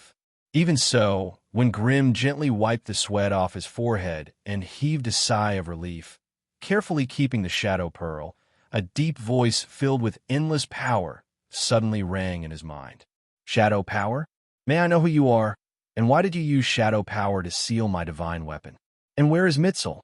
Grimm was startled. Suddenly, golden flames burst out from his body and firmly protected him. The surging spiritual perception and the engulfing, burning domain instantly overturned the area within 1,000 meters. But strangely, he could not find the person who had spoken. Beep. Strange information channel detected. Channel carrier. Holy Book of Wisdom. Status. Sealed. After listening to the AI chip's feedback, Grimm understood that the person who had transmitted information into his mind was not someone else, but the Holy Book of Wisdom that he had just sealed. The person who could speak to him through the Holy Book of Wisdom could not be anyone else. It was the god of wisdom, Jello, whom he had been talking about. No matter what, Jello was still a powerful god, and Grimm had no interest in having a spiritual connection with such an important person. Hence, Grimm waved through the air, condensing a few more flame runes to seal the Shadow Pearl as well. He used the power of the Shadow Pearl to seal the Holy Book of Wisdom, and then used the power of the Law of Fire to seal the Shadow Pearl. With these two safeguards, the god of wisdom, Jello, would not be able to send his power over. As expected, the flame runes revolved around the Shadow Pearl, turning into a fist-sized stone fireball that wrapped around it. The god of wisdom, Jello's voice suddenly became low, intermittent, and powerless. You're a magus from the magus world, right? Since you can control the Shadow Pearl, could you be a powerful member of the Dark Witch tribe? Grimm did not reply to the god's questions. The information channel was a mysterious way for gods to gather faith and transmit divine force. With Grimm's current knowledge and abilities, he was unable to completely seal the Holy Book of Wisdom. He could only isolate the power that the god of wisdom transmitted through the Holy Book of Wisdom. Hence, the Holy Book of Wisdom had become a simple mouthpiece. The god of wisdom, Jello, could only constantly harass Grimm, unable to do anything to him. I don't care what you've done to Mitsir. As long as you release the dark seal on the Holy Book of Wisdom, I can forget all your sins. Magus who walks in the darkness, give up on your meaningless actions. The Holy Book of Wisdom has my divine force runes etched on it. Without my permission, you can't use its power. Rather than obtaining a divine weapon that you can't use, why don't you return it to me? I'll use a powerful grade 4 divine weapon in exchange for it. How about that? Grimm turned a deaf ear to the god of wisdom, Jello. Since the Holy Book of Wisdom had been sealed, the god of wisdom would not be able to attack him. Grimm decided that he would not waste his breath on him. It was the first time that Hyro, who was on the other side of the wisdom grimoire, had encountered such a hateful fellow. If it was any other plane, he would not hesitate to send his divine force over and kill this villain who had killed Mitsir and sealed the Holy Book of Wisdom. Unfortunately, he really cannot do it. Tell me, what do you want? A grade 4 divine weapon, a divine force crystal, a plane with resources of foreign beauty. As long as you return the Holy Book of Wisdom, I'll open the treasury and let you choose whatever you want. How about it? It was obvious that the Holy Book of Wisdom was extremely important to Jello. He was willing to give up his hatred for the death of a divine son to bargain with Grimm. Grimm ignored him. He bent down and picked up a strange earring from the two halves of the fox girl Ruth's body. The earring was faintly rippling with space energy. This should be fox girl Ruth's spatial equipment. However, the methods of using spatial equipment in the world of gods were different from Magi. Grimm could only bring it back and slowly analyze it before he could find the correct way to open the seal. After Grimm had done all this, the dust cloud in the distance parted, and a tall figure that was as white as jade slowly floated out. It was the Lich Khan genus. In his hands was a limp man. From his clothes and appearance, it was the divine son Mitsir who had fled in a hurry. There was no sign of life or soul on him. He was obviously dead. The Holy Book of Wisdom isn't on him. The Lich Khan genus floated 1,000 meters away from Grimm and stopped.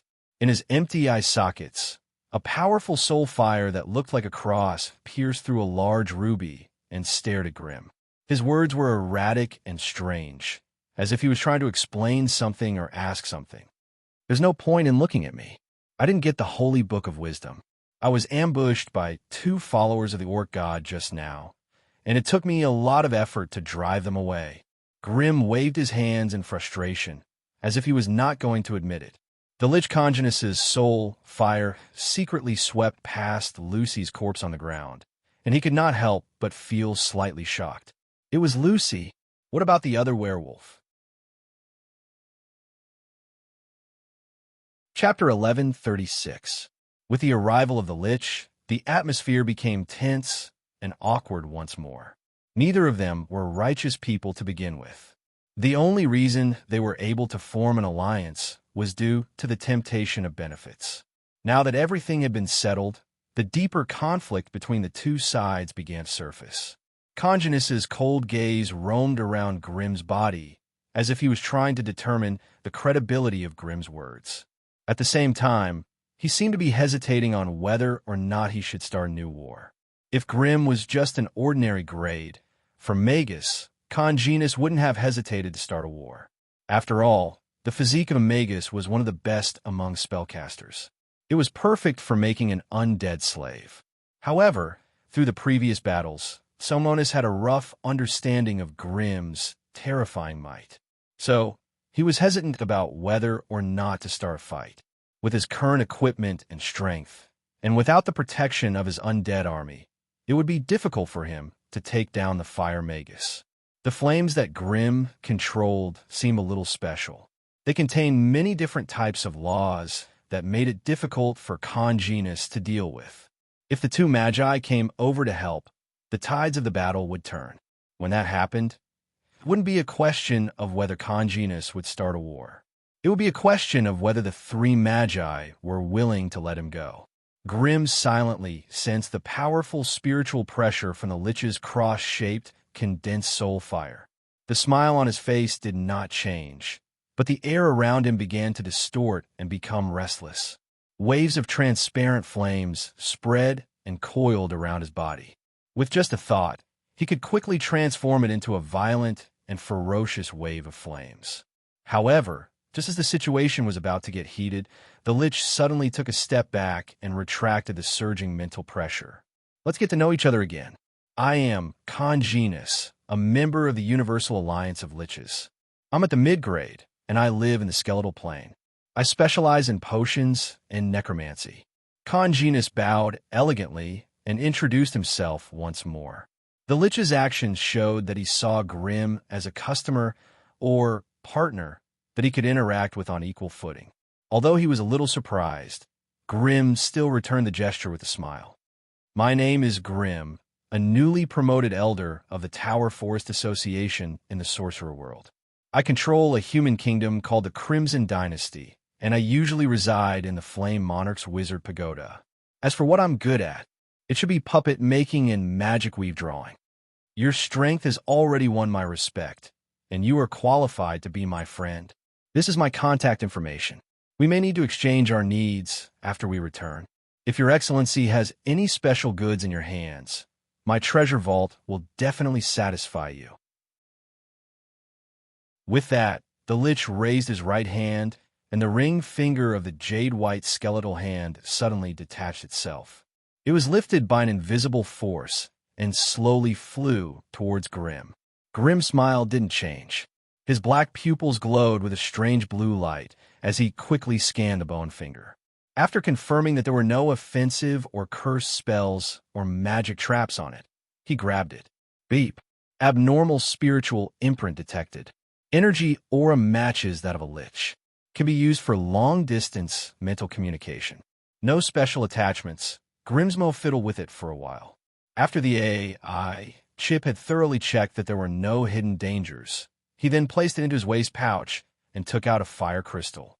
Grimm used his hand as a pen and drew in the air, condensing flaming runes that were still burning. The runes then began to revolve around the fire crystal at high speed. When all the runes were completed, a crimson light shone brightly. The runes followed some mysterious laws and formed a three-dimensional fire rune formation that slowly sank into the crystal. This is my contact information. I look forward to our next meeting. The Lich Kongnas took the fire crystal and gave Grimm a long look before turning to leave. When the Lich's chilling aura completely disappeared from his spiritual senses, Grimm relaxed a little and let out a long sigh. It had to be said that one had to be extremely vigilant when dealing with these old monsters. The slightest carelessness could lead to a terrible ending. That was why Grimm felt mentally fatigued after just a short 15 minutes of confrontation. Moreover, in the past 2 days and 2 nights, he had been constantly fighting, fleeing, and moving, and this had imperceptibly increased the degree of his mental fatigue. Although his 40 points of spirit allowed him to stay awake for 10 days to half a month without feeling tired, his mental exhaustion continued to accumulate and stack. If he were to encounter a dangerous situation in this state, it would be easy for him to make mistakes in his judgment. It was time to find a place to rest. Grimm sent out a message. A moment later, Magus Hori and the Mangle's siblings rushed over and met up with him. The three of them did not dare to stay in the ruins of the floating city for long. They found a direction and left in a hurry. The sky of the Morian plain had turned blood red. The plain shook, and the laws of the plain were in chaos. Under the huge sky that stretched for tens of millions of miles, there was no source of sky fire and terrible void hurricanes raging everywhere. The closer to the floating city or the famous arcane tower, the more obvious the situation was and the worse the environment was. Within the plain, nearly 1/3 of the floating city had turned into a huge fireball and fell to the ground, while the other half of the floating city had been ravaged and slaughtered by the invaders and had almost become floating ruins. The number of floating cities that survived the catastrophe was less than 11. Without the support of the floating city's arcane energy system, the arcane warfare facilities that were fighting against all kinds of horrible alien races outside the barrier of the plane had also stopped operating. The arcane war that had lasted for 117 years had finally come to an end. The Arcane Kingdom had been defeated. As a result, the origin of the Arcane Kingdom, the Morian Bitwall, was also breached by a large number of powerful alien clans. They began to rush into the inside of the Morian Bitwall, unscrupulously slaughtering, plundering resources and slaves. Among them, there were powerful individuals such as disaster creatures, star beasts, void creatures, and elemental lords. There were also intelligent races such as wizards, underground people, alchemists, and shadow creatures. The former rushed into the plain in order to feast, wantonly slaughter, and taste the freshness of the flesh and blood, and at the same time plunder some delicious plain sources. The latter, on the other hand, focused more on the knowledge and civilization system of the Arcane Kingdom, as well as many rare resources and materials that were difficult to find in other planes. It was because of their unscrupulousness that the entire Morian plain began to collapse in less than half a month. With the defeat of the Arcane Kingdom, the Morian Bitwall that was originally mixed and thick was torn open by the intruders of the alien clan, which had broken into the Morian Bitwall.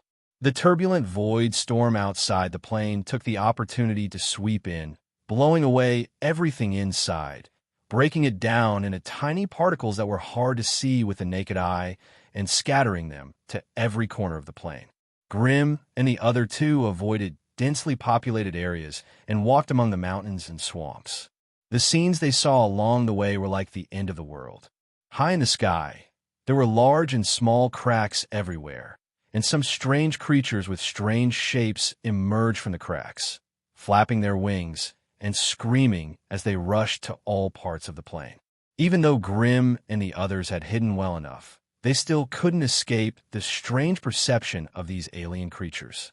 They screamed and swooped down, trying to turn Grimm and the others into food in their stomachs. Unfortunately, when they came, they would stay forever. Grimm and the other two used their own means to slaughter a group of these alien creatures. Only then did they realize how terrifying these people were. So a moment later, a strong alien riding on the back of a strange flying dragon appeared in front of Grimm and the other two. Wizard, it seems that you're the first attack team to sneak into the plane. Since you can live until now, you must have gained a lot. Hurry up, hand over all your spoils of war, so that I, Lord Quequa, may let you live otherwise. Listening to the arrogant clamor of the other party, Grimm looked up and silently looked at the other party. It was a strange creature that looked like a humanoid bone devil. Their lower body was almost integrated with the flying dragon they were riding, and their upper body was a hard white bone armor.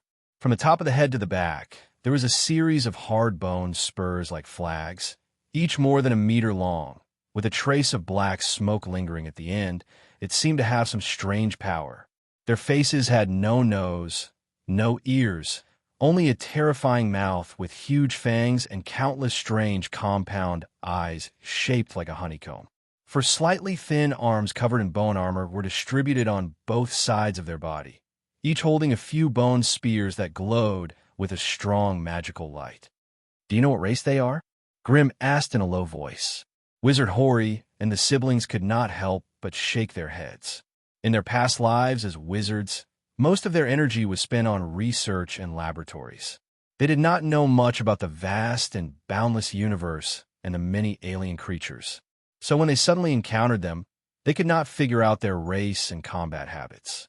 When the foreign powerhouse saw his prey whispering in front of him as though they did not care about him at all, he could not help but fly into a rage. With a wave of his hand, a large number of strange wyverns swooped down and charged at Grim and the other two. Chapter 1137. The ones that swooped down were strange wyverns. In terms of size, form, and attack methods, they were similar to the marsh wyverns or wild poison dragons. They also had robust bodies that were more than 5 meters long and were covered in fine gray scales. They had powerful wings that were covered in scales, thick and sturdy hind limbs, sharp claws, and sharp teeth that were covered in sticky saliva. Apart from that, their claws, sharp teeth, and the spindle-shaped bony tails that they dragged behind them had black smoke curling around them. They looked like they were filled with poison.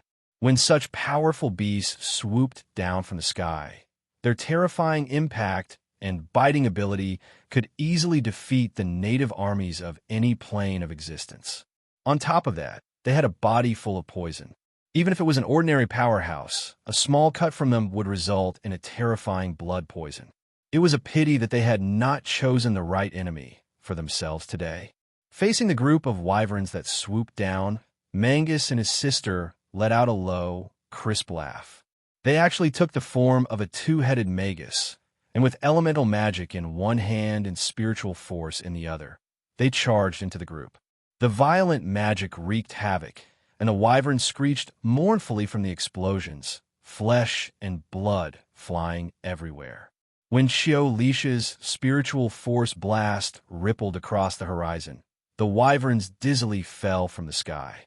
For a moment, the whole group of wyverns was in chaos.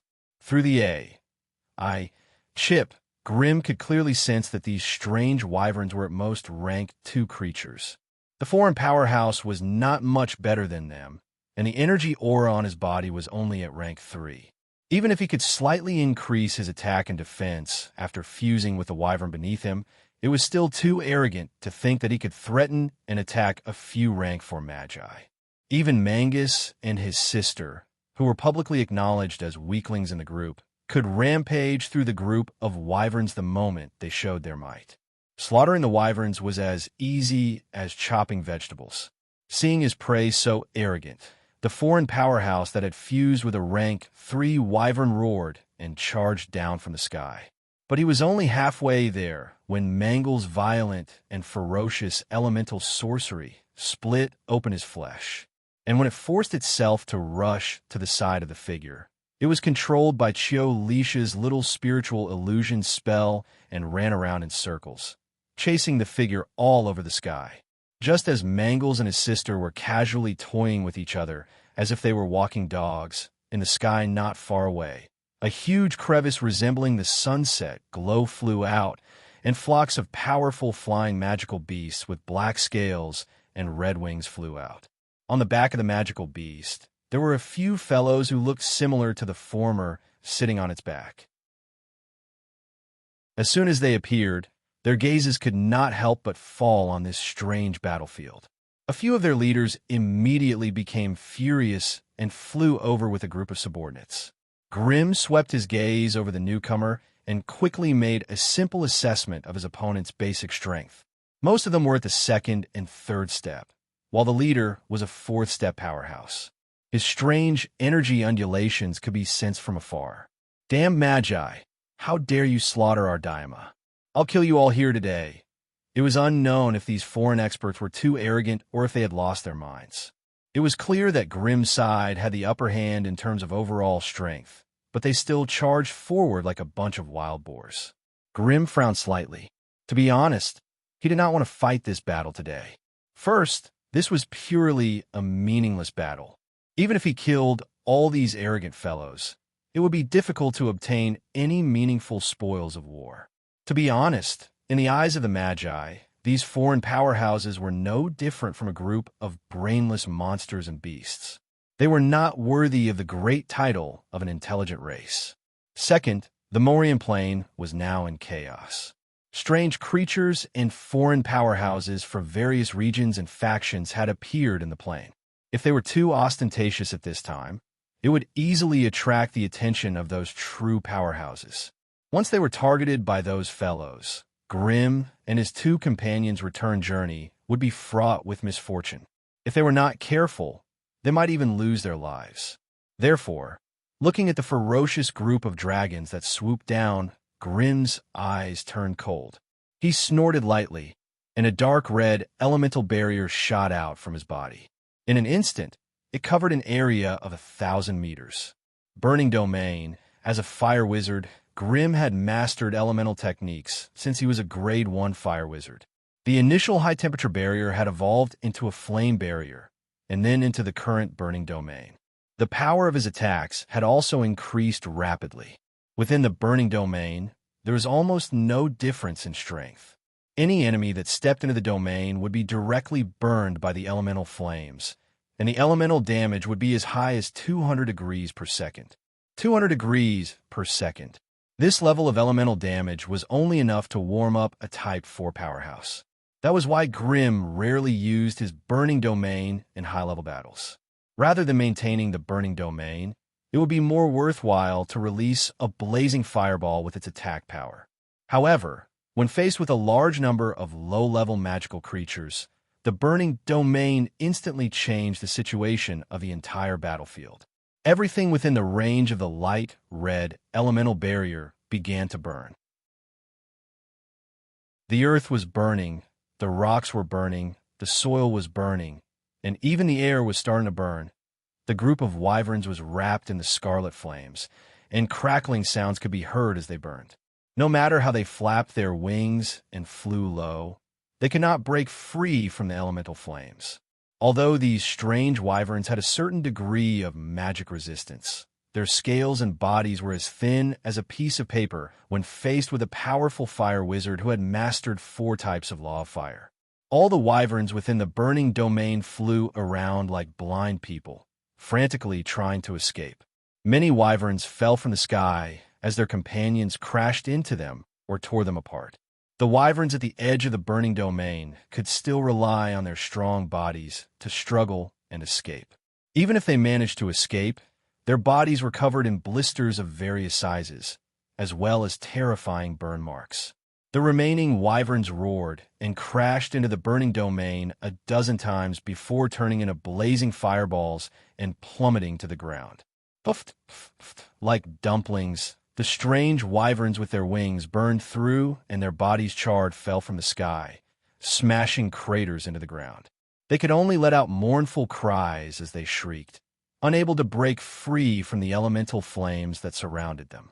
In the end, their heads drooped lifelessly, turning into piles of charred corpses amidst the blazing flames.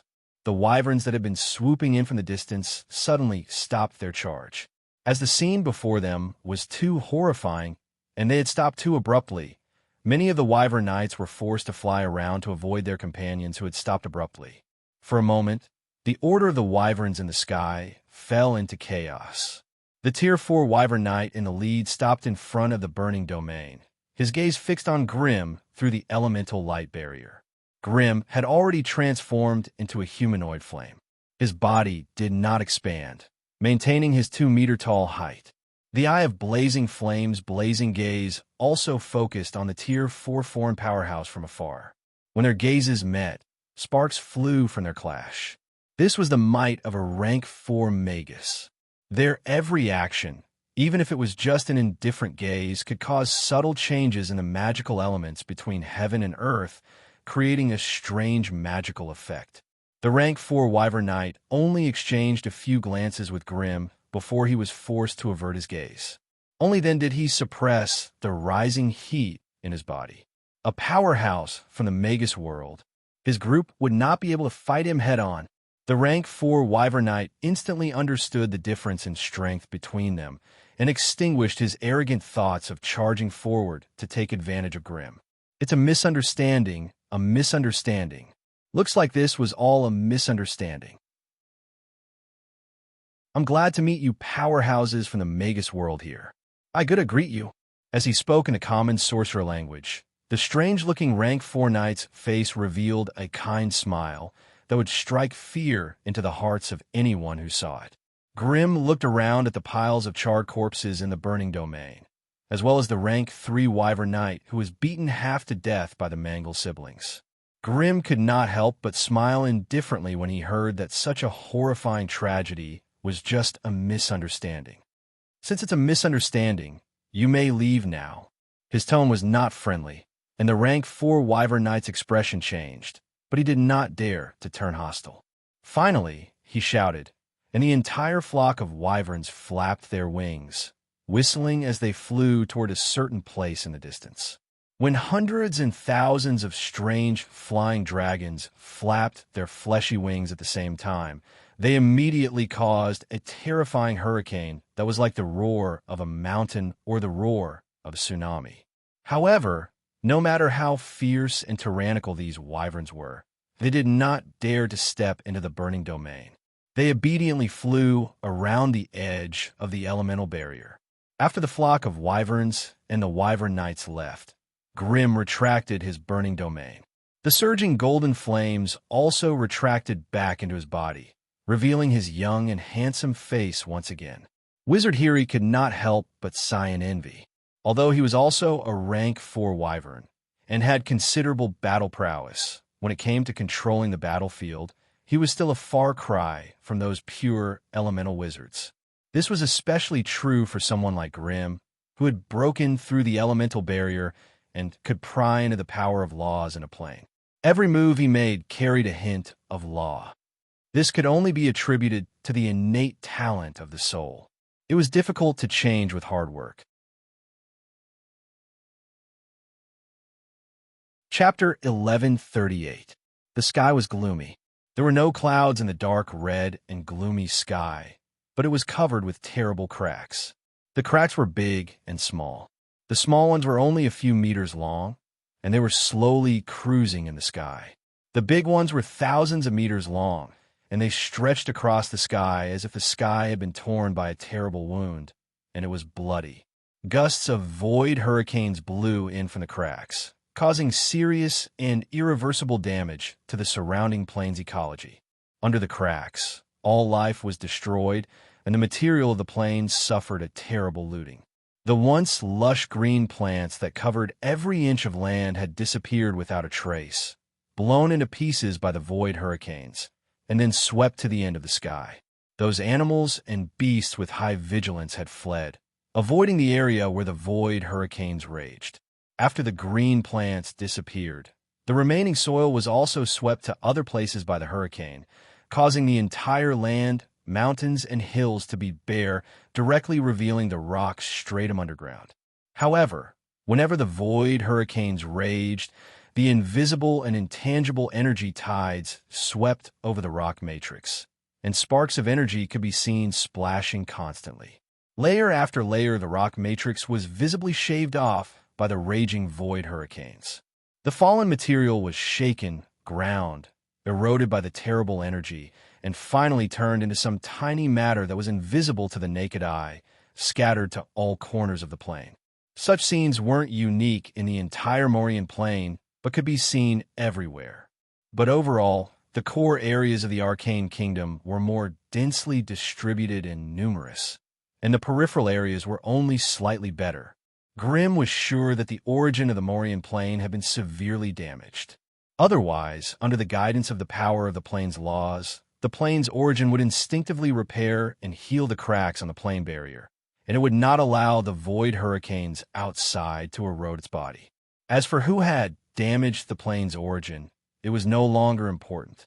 It could be the lords of disaster, or a powerful star beast, or more likely to be the joint attack of the major forces. However, to be able to do it so quickly and thoroughly that the plane's origin lost control of the world in an instant, Grimm deeply suspected that it was the Arcanists who wanted to abandon the ship and escape. Although the Morian plane was their origin plane, it was equivalent to the mother and homeland of the Arcanists. Under normal circumstances, it was impossible for them to do such a disgusting thing to their origin grounds. But considering that the enemy was pressing on, the Morian plane could no longer be saved. Before escaping, he would empty the plane's source and not leave any spoils of war for the enemy. Although such speculation was vicious, it was very likely that it was the truth of the world behind the scenes of Doomsday. The Morian plane had lost a lot of the plane's origin and was dying. It was even more impossible to take care of the plane creatures that had lived in it for generations, and the billions of plane matter that made up the real world. This was a world that was about to die. The operation of heaven and earth had been completely disrupted and out of balance. Without clear day and night, the entire sky was forever chaotic and blood-red. The dimensional barrier began to thin and become brittle. The blood-red color in the sky was a strange phenomenon caused by the energy tide from the outer world. On the ground, there were void hurricanes raging everywhere. Ordinary existences and matter couldn't withstand the corrosion of such powerful energy. They would either die or be relocated. There was no other way out for them than to close their eyes and wait for death. However, when the entire dimensional barrier was in trouble, where could these monsters and beasts that fled in all directions to avoid the void hurricanes escape to? At this time, the plane's environment had become extremely harsh. Terrible energy radiation had invaded every corner of the plane. Those plane creatures that lacked magic resistance would die in 1 to 3 days. Only those high-grade creatures with strong vitality could last longer. Unfortunately, when the dimensional barrier was further damaged, the energy radiation in the plane would become stronger and stronger until it was no different from the outside world. In the process, most of the hundreds of millions of creatures in the Morian plane would die, and only a few particularly strong ones would be able to cross the endless void with their physical strength and find a new plane as a place to settle down. And for those new planes, these refugees were no less than evil invaders. Without going through a bloody battle and killing, it was difficult to start a new life. While the Morian plane was dying, a large group of invaders from other planes broke in and began to loot and plunder the resources, materials, knowledge, and valuable slaves in a frenzy. Their unscrupulous behavior further accelerated the death of the Morian plane. In this process, the billions of plane creatures were undoubtedly the most miserable and helpless. Other than hiding, they tried their best to delay the time of their death. Unfortunately, like a slowly sinking ship, no matter how strong their ability to escape was, there would eventually be no escape. They could only close their eyes and wait for the day of death. At that moment, walking in such a dying plane world, everyone's mood was very heavy. Grimm and the other two could not help but secretly speculate in their hearts. If their source plane, the sorcerer's world, suffered such a heavy blow, where would they go? Although destroying the source plane was not the same as wiping out the sorcerers, without this source, all the sorcerers would become scattered sand. There would no longer be a core that could unite them. At that time, without the replenishment of new sorcerers, the older generation of sorcerers could only wander in other planes as slave owners or conquerors. After another few thousand years, the source of the sorcerers would be cut off, and the old sorcerers would be assimilated into the local natives of the other planes. At that time, the sorcerers as a group would quietly disperse in the vast and boundless starry world. After Grimm and the others withdrew from the Thousand Flowers plane, they went all the way east. After passing through the Corleone Mountains, they turned north. Their goal was the first evacuation point that they had set in advance, the Emerald Hills. It was also an extremely famous scenic area in the Morean Plain. Along the way, they tried their best to avoid densely populated areas or areas with many spatial rifts. To be honest, they had gained enough from this trip, and they did not want to encounter those foreign creatures again. Unfortunately, as the world was collapsing and the laws of the plane were in chaos, the suppression of the Morean Plain on foreign invaders was getting weaker and weaker. Hence, there were more and more foreign creatures that took the opportunity to barge in. It was inevitable that there would be some ignorant fellows among them. Along the way, they fought. If not for the unprecedented strength of Grimm and the others, and their tacit cooperation, this return trip would have been more difficult and dangerous than the previous mission. Along the way, the three of them were in sorrow, pain, and even some indescribable depression. At first, Grimm was a little puzzled by these inexplicable emotions, until he was reminded by the AI chip. These emotions were not their own, but were projected and infected by the consciousness of the dying plane into their souls. As they were enveloped by the consciousness of the Morean Plain, this infection was invisible and could not be detected at all.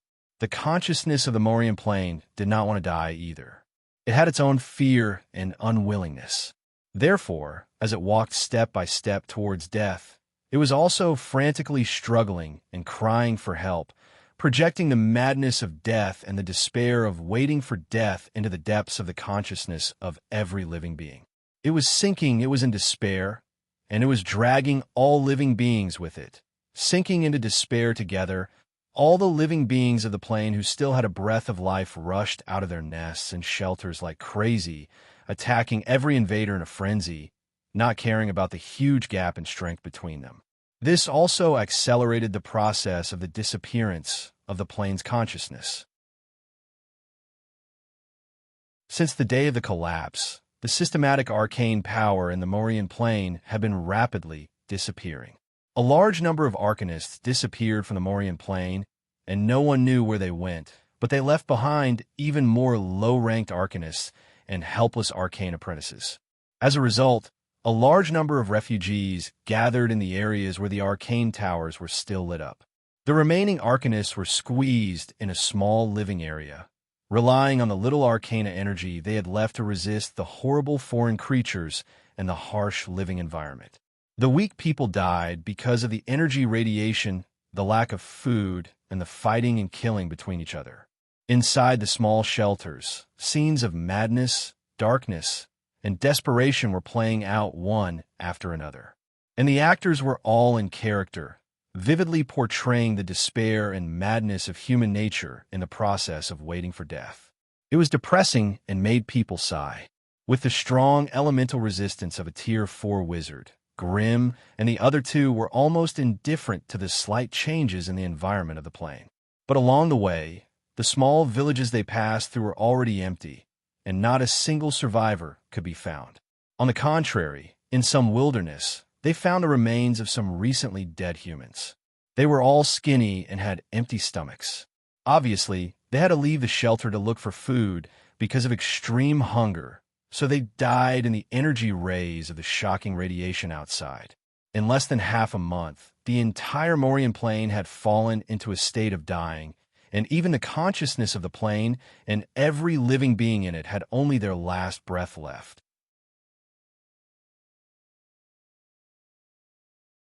Chapter 1139. Emerald Hills. It used to be a beautiful place in the Morean Plain with a fascinating scenery. The soil here was rich in strange mineral particles, which would show a variety of beautiful colors, such as green or blue, under the illumination of the sky. And under the elegant and quiet moonlight, the colors would constantly change, like pieces of emerald gems flowing gently with the moonlight. Therefore, this place got the reputation of Emerald Hills. But at this moment, the beauty of the past had disappeared, and Emerald Hills had now become a bare hill. The top of the bony hill lacked the cover of soil and vegetation, revealing the hard and cold rock base. Under the illumination of the moonlight, it seemed especially cold and merciless. And at the top of the hill, a small campfire was burning, and 7 strange figures in black robes were sitting together, as if waiting for something. It had been 13 days since the day of destruction, and the entire Morian plain had become more and more restless. The frequency of the appearance of various foreign creatures had also become more and more frequent. In such an environment, it was very difficult to find a quiet place where no one would disturb them. Moreover, with the destruction of the plane world, there had been a large area of damage and disintegration of the plane barrier. On the continent, because many areas were close to the breach of the plane barrier, hundreds and thousands of tons of plane matter were swept away by the void hurricane and scattered into the depths of the endless sea of stars. Moreover, this kind of loss was still happening. As long as the plane's breach was not plugged, the substance of the plane would continue to flow away until only the strongest and most resilient core essence was left in the entire plane. And those creatures that were swept into the depths of the sea of stars had no chance of surviving. Captain Roy, how long do you think we need to wait? A black-robed sorcerer raised his head and asked softly, his tone full of dissatisfaction. As she spoke, the hood of the black robe slid down a little, revealing a small part of her delicate white chin. A small black mole at the corner of her mouth added a strange charm to her. Yes, Captain Roy, maybe the members of that team have died in battle. Otherwise, they would have arrived by now. Another black-robed sorcerer also complained with dissatisfaction. There's nothing to complain about. The leader of the group was a black-robed magus with a golden ring on his head. There was a deep claw mark on his left cheek, and there was a gray aura lingering around it. It seemed like there was still some foreign energy that had not been completely removed. He looked exceptionally cold and ferocious. Before we parted ways, we agreed to wait here for 3 days. Only 2 days have passed, and we'll be able to return in 1 day. What's a rush? That's what you say, but this plane, the black-robed female, Magus's voice was low and sexy, but her words were full of worry. During these few days of rest, I can already hear the continuous explosions coming from the heavens. This means that the barrier of the Morian plane will not be able to hold for long. Once the barrier is broken, the ultra-long-distance interplanar teleportation portal we are carrying may be affected by the nether storm. At that time, although she didn't say anything else, her unfinished words had already brought endless thoughts to the other sorcerers. As Tier 4 elites selected by the Wizard faction, Team 1 and 2 successfully completed their mission and returned to the evacuation point. Unfortunately, out of the 12 people who set out, only 7 were left when they returned. This also meant that in the 53-day journey, 5 elite Tier 4 sorcerers had died in the Morian plane. The death rate was nearly half, which showed how dangerous and terrifying the mission they were carrying out was. As for the third team, which was the main force, there were only 4 members, and they were all miscellaneous or newly advanced sorcerers selected by the major organizations. With their strength and adaptability, the probability of surviving such a dangerous mission was still quite low. Therefore, after the sorcerers of the 2 elite teams met here, they waited silently while secretly guessing the number of people who might return from the third team. The weak 2-headed sorcerer was bound to fall, and the arcane sorcerer with the rank of puppet master had a high probability of falling as well. After all, such a guy was only good at fighting, but not good at escaping. Once surrounded by powerful enemies, the chance of escape was almost zero. The slightly famous fire sorcerer was strong, but in such a dangerous plane battlefield, the more eye-catching one's strength was, the faster one would die. Therefore, the chances of him completing the mission and escaping from danger were not high. On the other hand, the Dark Sorcerer had the strength of a Tier 4 intermediate sorcerer, and her sorcery was inclined towards mobility and sneak attacks. Therefore, this kind of guy was the most suitable for the plane battlefield, as he could advance and retreat, fight and escape. Once he survived this plane battlefield, his strength would also increase by a lot. However, just as the sorcerers were waiting silently, 3 tall and strange figures appeared on the rugged road in the distance, quickly approaching the campsite. The sorcerers around the campfire raised their vigilance, and under their black robes, there was a constant rustling sound. Some instant cast magic wands, sorcery scrolls, powerful sorcery weapons, and strange secret treasures slid into the palms of their hands, ready to be used. The black-robed sorcerer stood up and glanced around, and could not help but let out a soft cry of surprise. Hey, it's the third team. They came back with 3 people. Although the words were simple, it made the other sorcerers frown slightly. Soon, Grim and the other 2 sorcerers climbed up the small hill, which only had broken rocks left, and met up with the sorcerers of the main team. 3 people. The leading Golden Hoop sorcerer could not help but murmur. The claw mark on his cheek that had been infected by the gray gas began to wriggle slowly, making him look exceptionally fierce. Wardroy, we're back. Grim and the other 2 sorcerers seemed to feel the cold and unfriendly gazes of the other sorcerers, and took the initiative to greet the leading Golden Hoop sorcerer. Grim, where's Shunny? One of the 7 sorcerers of the main team stood up, pulled down his hood, and questioned him coldly. It was a female sorcerer, her whole body surrounded by a layer of cold wind that was as cold as ice. Her eyes were delicate and small, but they carried a trace of decisive killing intent. Looking at her appearance and the family badge on her chest, it was obvious that she was a winter witch. The winter witches were also a branch of the northern witches. Although they were not of the same race as the dark witches, they were both servants of the great Witch King. Moreover, they tended to stick together, especially when it came to external matters. They were a group of women that were extremely difficult to deal with. Grim's eyelids drooped, and a faint trace of sadness appeared on his face. It's a pity that Lady Shunny fell in a battle with a creature from another world. Bullsh *T, you're lying? With Shunny's strength, who in this plane could kill her? The dark witches are famous for being unkillable. The winter witch roared fiercely, looking like she did not believe Grim's words. Grim's expression did not change, but he raised his eyebrows and said softly, "Of course, the arcanist of this plane could not kill her, but those creatures from another world could. Shunny died in the hands of a powerful enemy with a divine artifact. His name is Mitsur, the divine son of the god of wisdom, Jiro. If you don't believe me, you can find a prophet to verify it. Divine artifact, divine son, god of wisdom." The shocking news made all of the sorcerers frown. The dark witches all had a pool of energy, which could preserve their soul imprints. This way, they could rampage on the battlefield, and their fighting style was extremely fierce and tyrannical. Even if they died in battle, they could be resurrected with the help of the pool of energy and recreate a perfect body. This was also the most difficult thing to deal with. However, if a dark witch encountered a powerful enemy with a divine artifact, the enemy could use the high-grade characteristics of the divine artifact to trap or destroy the dark witch's soul. Therefore, it made sense for Grim to blame Shunny's death on this. A skinny old magus stood up and asked with a sinister smile, "If even with Shunny died in battle, how did the 3 of you escape?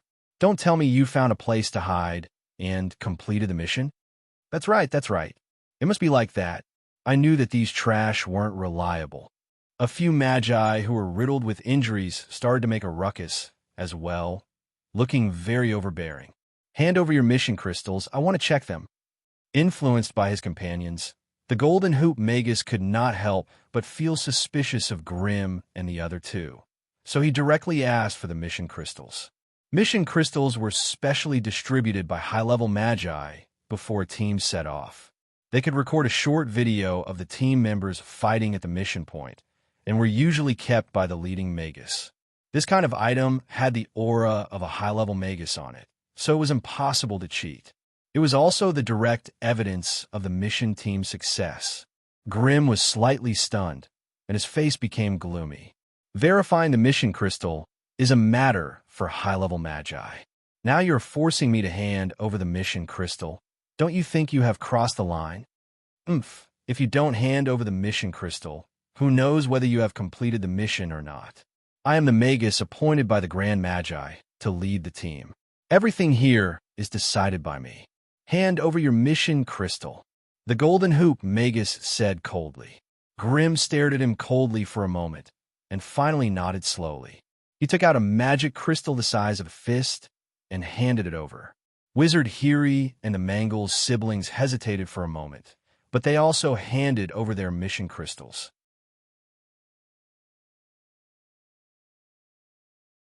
Chapter 1140. After a long time, Wizard Roy put down the mission crystal and glanced at Grimm with a strange expression. They have completed all the assigned missions and participated in the attack on a floating city. According to the battle footage, they did go to the core area of the floating city and obtain some valuable information. It was impossible for the quest crystal to store too much footage of the battle. Grimm had only captured some brief scenes of the battle, especially the arcane hall and the core area of the floating city in Auspicious View Garden, as well as the battle between the Lord of Disaster, Evil Hoof, and a level 5 Arcanist. Just from the angle and distance of the footage, the viewer could estimate Grimm's position at that time. I don't believe it. I don't believe it. With their strength, how could they enter and exit the floating city unscathed? They must have cheated in some way. The austere, which was still questioning. She quickly fixed her gaze on the Mangles' siblings, who were the weakest among them. Mangles, tell me, how did Shunny die? Mangles raised his eyebrows and said coldly, You'll have to ask with Shunny about this. She had a good combat team, but she insisted on being strong and acting alone. Otherwise, how could she be surrounded and killed by the enemies? The austere witch's face darkened. However, before she could continue to suppress her anger, Wizard Hiri, who was standing on the side, also spoke angrily. Which Shunny died in the hands of the divine child of the God of Wisdom. I can also prove this. Also, we have avenged her. More than half of the believers of the God of Wisdom were killed. Even the divine child is dead. Oh, Wizard Roy's eyes narrowed as he turned to Grimm and asked, You killed the divine child? Grimm shook his head gently and said with a bitter smile, The divine child had a divine object in his hand. With our strength, how could we beat him? The one who killed him was a lich called Kongnus. He seemed to belong to a strange organization called the Pan-Universe Lich Alliance. Lich Kongnus. He also came to Morian Plain. Roy seemed to know something. The moment he heard the Lich's name, his expression turned serious, as if he was afraid of it. You're lucky to have met him and come back alive. The next time you see this fellow, you must be careful. It's famous for its savagery and cunning, and it loves to collect the corpses of powerful spellcasters. Looking at Wizard Roy's solemn reminder, Wizard Holly and Mangus glanced at each other. They couldn't help but let out a strange sigh. Savage liches? It seemed like the Lich and Grimm were having a good conversation, and they seemed to appreciate each other's talents. It seemed that Grimm had hidden his strength well. Even the elite magi in front of him did not notice his strength and patience. Cough! He could not afford to offend someone like this.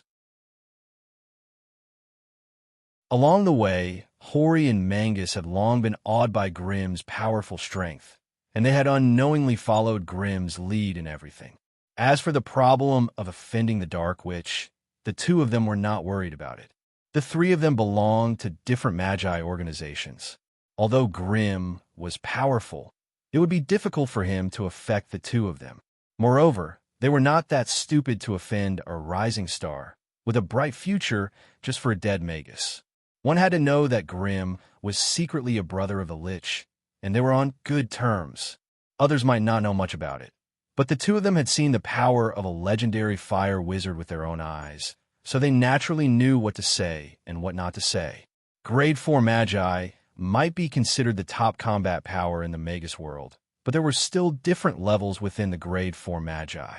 On the other hand, the legendary fire wizard had obviously left them far behind, and had become a terrifying figure that they could not catch up to. Therefore, Hori and Mangus did not know what the others were thinking, but they had already made up their minds. They would never choose to go against Grimm in this life. Now that the mission crystal had been inspected, Grimm's party had nothing to blame them for. Therefore, the austere witch was still indignant, but she could not produce any substantial evidence, so it was not good to continue pursuing the matter. After all, why did the Dark Witch Shunny participate in this planar war? What was her real motive? What had happened between them? The austere witch did not know all these questions. She only came forward to fight for it out of habit to protect the overall interests of the Northern Witches. Now that there was no result, she decided to give up. She made up her mind to return to the extraterritorial camp and pass on this news to the Sorcerer World's Witch Leader Council. Let them decide and have a headache. A grade 4 dark which had fallen in the other world. This would definitely cause a lot of waves among the northern witches. However, as a grade 4 witch working in the Outland camp, these things were no longer of much concern to her.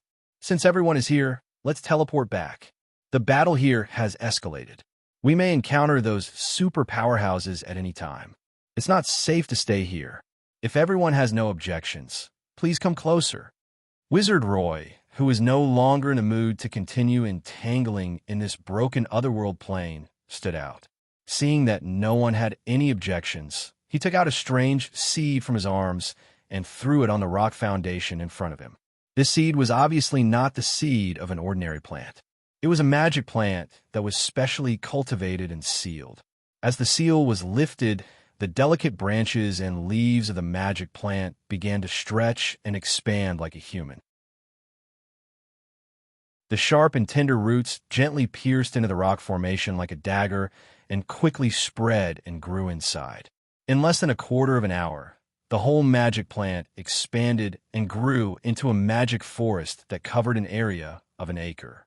Strange and mysterious witchcraft runes were faintly flowing on the green veins that covered the surface of the rock foundation. It used its own dense root system to form a huge witchcraft rune circle buried deep in the ground. Wizard Roy stood in the center of the huge witchcraft rune circle. Violent and ferocious witchcraft energy was emitted from his body and continuously injected into the magic plant system under his feet.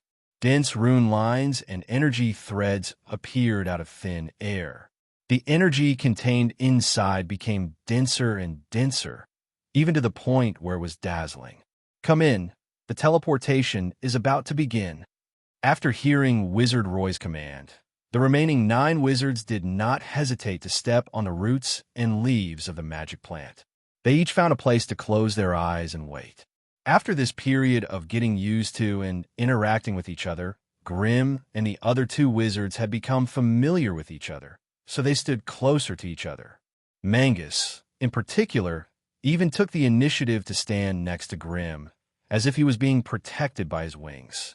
Grimm knew he was weak, and he might not be able to handle such a violent, long-distance teleportation, so he did not pay much attention to him. The bright and dazzling rune-light circle had already spread into a strange sea of light, enveloping the bodies of the 10 wizards. Then it began to tear open a dimensional tunnel that led to somewhere in the outer realm. Due to the damage of the Morian plane, the dying plane's consciousness could no longer suppress this kind of dimensional teleportation that could tear open space.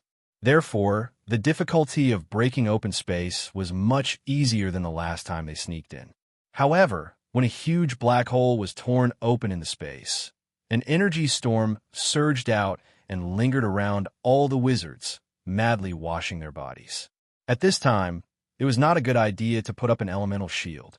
It would cause the energy in the space to become chaotic, which would lead to unpredictable and terrifying consequences. Therefore, all the wizards could only close their eyes and endure bitterly, relying on their tempered bodies and their own magic resistance to resist the invasion and sweeping of the space energy. Everyone felt their body was strangely elongating, twisting, and changing shape. They gradually lost their sense and judgment of the plane's space. Even though the wizards had made countless improvements to the interplane ultra-long-distance teleportation circle, it was still difficult to reduce the danger of the teleportation process.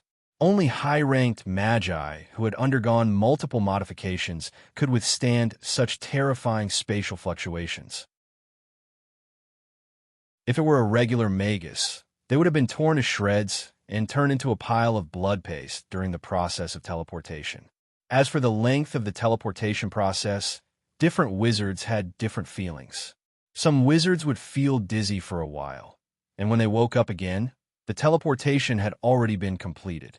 Their feelings were often only for a moment. Some wizards could use their powerful mental power to maintain a clear perception during the teleportation process. Their perception of the teleportation time could vary from a few dozen fingers to a quarter of an hour, and so on. It was hard to tell whose answer was completely true. At the moment when the space energy in the teleportation circle was boiling and vibrating to the extreme, Mangles, who was standing next to Grimm, suddenly opened his eyes. His eyes turned white, and his originally calm face suddenly began to twist sharply, looking like he was struggling in pain. "Get out! This is my body," he hissed and roared, as if he was fighting against some kind of power. In the end, he even roared and woke up the sleeping Chiolisha, who turned into a two-headed wizard battle form. Ugh! His mouth roared indistinctly, but his body suddenly trembled and suddenly became calm again. Mangles and Chiolisha turned their heads at the same time, stared at Grimm with their white eyes, and sneered. "Little guy, we meet again. I hope you like this gift."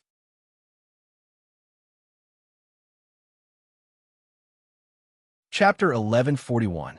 It was Medusa. She was the first witch of destiny who had been fighting with Alice all this time. How'd she do it? Grimm was furious, but he could do nothing about it. He had fallen into the biggest crisis of his life. The timing of the enemy's attack was perfect. It was the most crucial moment of the super long-distance teleportation. Grimm's vision turned red, and he could vaguely hear the angry roar of the Golden Hooperoi. His body was hit by both the violent blood energy and the power of space. It was as if he had fallen into an invisible energy storm. His ears were filled with the rumbling of the wind, and the protective force field outside his body was smashed to pieces in an instant. Before he could spit out a mouthful of blood, it was pushed back by the violent energy. Grimm could not care less about the turbulence of the teleportation. His body instantly transformed into an energy form, turning into a terrifying flame giant surrounded by violent elemental flames. Facing the overwhelming energy wave, Grimm knew that he could not escape unscathed. He immediately put the most important storage rings on his body into the core of the law. Only then did he summon the violent flame energy to meet the energy wave. A newly advanced rank, for Magus self-destructed with all his might. Even if he was weak when he was alive, it was still deadly. The two violent energies collided, squeezed, and annihilated each other in a small area. The energy ripples that couldn't be vented repeatedly washed over Grimm's flaming body, causing the 5-meter-tall flaming giant to shrink and explode again. Grimm endured this extreme test and roared with his life on the line. He extracted a large amount of pure flame energy from the core of the law and condensed it into layers of flame protection on the surface of his body. Every time a layer exploded, a new one would be formed. He relied on his powerful and profound witchcraft to resist the impact and erosion of the energy wave. It was obvious that the great witch Medusa had made up her mind to blast Grimm out of the teleportation space. If that happened, Grimm would either be torn to pieces by the spatial storm or sent to an unknown area by the chaotic spatial energy. Either way, it was not good news for Grimm. That was why Grimm vowed to resist with his life. Even if he had to endure an unimaginable amount of energy, he would not take a step back. He did not believe that the great witch Mesa would dare to kill him at the risk of having the entire elite team of sorcerers buried with her. Therefore, he was persevering, he was enduring until the teleportation was completed, and then being blasted out of the teleportation array was worth it. About 10 seconds later, there was a flicker of light in front of him. He seemed to have arrived at his destination. At this moment, the unvented energy tide seemed to have been drawn away by another powerful force. Grimm relaxed and fell to the ground, panting heavily without a care for his image. At this moment, he had already retreated from his flame giant form. His entire body was filled with traces of energy wreaking havoc. Even his spirit had shrunk to an extreme, to the point where he didn't even have the strength to stand. What's going on? Why would someone die during the teleportation? A domineering will descended upon the area in an instant, causing all the sorcerers who appeared in the teleportation circle to bend their waists and almost fall to the ground. Apart from Grim, Wizard Roy was also in trouble during the teleportation. He was responsible for controlling the long-distance teleportation, just like the helmsman on a ferry. The sudden appearance of such an inexplicable, unforeseen event and violent upheaval in the middle of the journey could easily be imagined how heavy the pressure was on him. After the teleportation was completed, Wizard Roy let out a roar and fell to the ground. His entire wizard robe was drenched in sweat. Therefore, when faced with the high-ranking wizard's questions, he tried to gather his power several times, but he still could not open his mouth. The enormous will circled around the teleportation formation, and it detected some peculiar energy auras that had yet to completely dissipate. Fate! This is the smell of fate. Damn it, that bastard Mesa has extended her tentacles to me again. Soon, the terrifying will arrive above Grim. Kid, who are you? Why did that Medusa specifically target you with this attack? It's a good thing the teleportation was completed in time. Otherwise, the whole squad would have died with you. Grim coughed violently and spat out blood happily. Unavoidably, his body was invaded by the incomparably violent energy of blood and energy and the extremely bizarre energy of space. His body was already riddled with holes and was extremely fragile. Luckily, he protected himself in time and did not let the strange energy invade his heart of law. Otherwise, he would have suffered a huge loss. But even so, his injuries were extremely serious. Traces of the strange energy invading his body and soul could be felt everywhere. This was very scary for an elemental wizard like him. If he did not find a way to get rid of it, it would be impossible for Grim to become a law-defying wizard again. Grim struggled for a long time before he finally managed to sit up on the ground and spoke with difficulty. Sir, my name is Grim. I'm a newly promoted rank 4 wizard from the scattered forest of towers. Nonsense. Of course I know your identity and background. I'm asking you, what's your relationship with that Mesa? Sir, I have nothing to do with the Great Witch Mesa, but I do have something to do with the new Witch of Destiny, Alice. Grim stuttered. Oh, there's a new Witch of Destiny? Don't tell me you joined forces to kill Mesa's Destiny clone. The will seemed to be quite interested in this question, and its tone became more relaxed. Sir, please understand. I don't know the specifics. I just know that I had some contact with Alice before and somehow got involved in a battle of destiny. And then that Alice became the leader of the Witch of Destiny. Hee. It seems like the Magus world's consciousness couldn't tolerate that bastard Mace's misdeeds anymore. They actually used this method to cut off her claws. All right, now I understand why you were attacked by that bastard Mesa. Hee.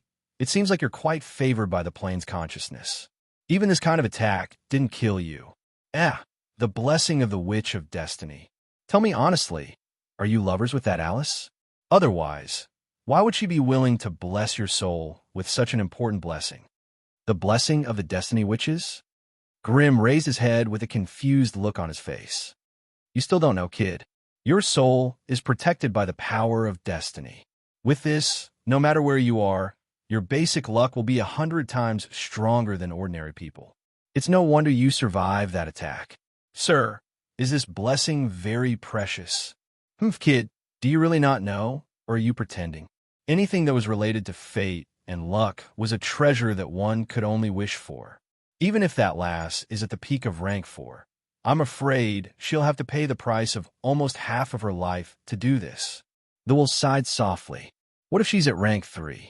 Grim's body suddenly tensed up, and he asked in panic. If she's only at rank 3, then she'll have to pay at least 80% of her life. Grim's face turned abnormally pale, and his body swayed once more. It seems like there are a lot of secrets between you two, but I don't care. I only know that this mission is within my jurisdiction. If anyone dares to put their dirty hands in my jurisdiction, I'll chop them off. The last sentence was obviously not directed at Grim and the others. Instead, it was transmitted to another place through some kind of power of law, and it was met with a cold and resentful snort. All right, the rest of you can go back and rest. Roy, come to my base and report to me personally. With that, the powerful will disappear in an instant, and all the wizards in the area could finally breathe freely. You heard what the Lord said. Go back to your base and rest. Wizard Roy was indeed a powerful elite wizard. In just a short period of time, he had recovered some of his stamina and energy and could move like normal again. He coldly glanced at Grim, who was sitting on the ground. He didn't have a good impression of this guy who almost caused his ship to capsize. However, the Lord just now did not pursue Grim's crimes, so he couldn't do anything about it. He could only let out a muffled grunt and turn around and walk away. Grim shook his head and let out a bitter laugh. He rejected Wizard Holly's help and stood in front of the pool of dark red blood left behind by the Mangus siblings within the teleportation formation, lost in thought. Only then did he slowly return to the Wizard's Pagoda within the Exodar camp. Grim only stayed in the Exodar camp for 3 days. After completing his mission and receiving his rewards, he returned to the Sorcerer world without any hesitation. His first stop was naturally the Living Castle. This was the only interplane teleportation circle in the central part of the continent that led directly to the outside world. The team that welcomed him outside the teleportation circle was especially grand. There were a total of 6 grade 4 wizards.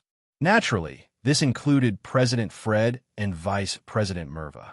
In addition, there was also Witch Clara, Elder Nicholas, Elder Matthew, and the Gold family's Monash, who had the Titan bloodline. Elder Gaia.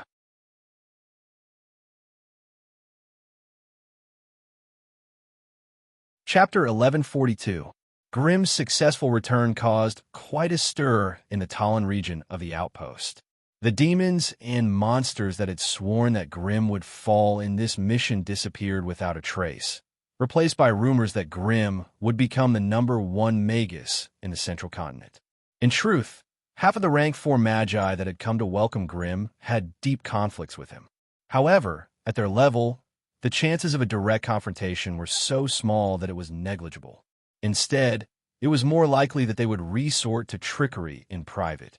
Grim stepped out of the teleportation formation, covering his mouth and coughing a few times before squeezing out a smile to welcome the welcoming crowd. The first to greet him was naturally President Freed. This old fox narrowed his eyes and examined Grim, a trace of surprise appearing on his face. Elder Grim, it's been hard on you. Grim covered his mouth and coughed a few more times, stabilizing his aura after a long while. He smiled wryly. I wasn't careful and fell into someone's trap.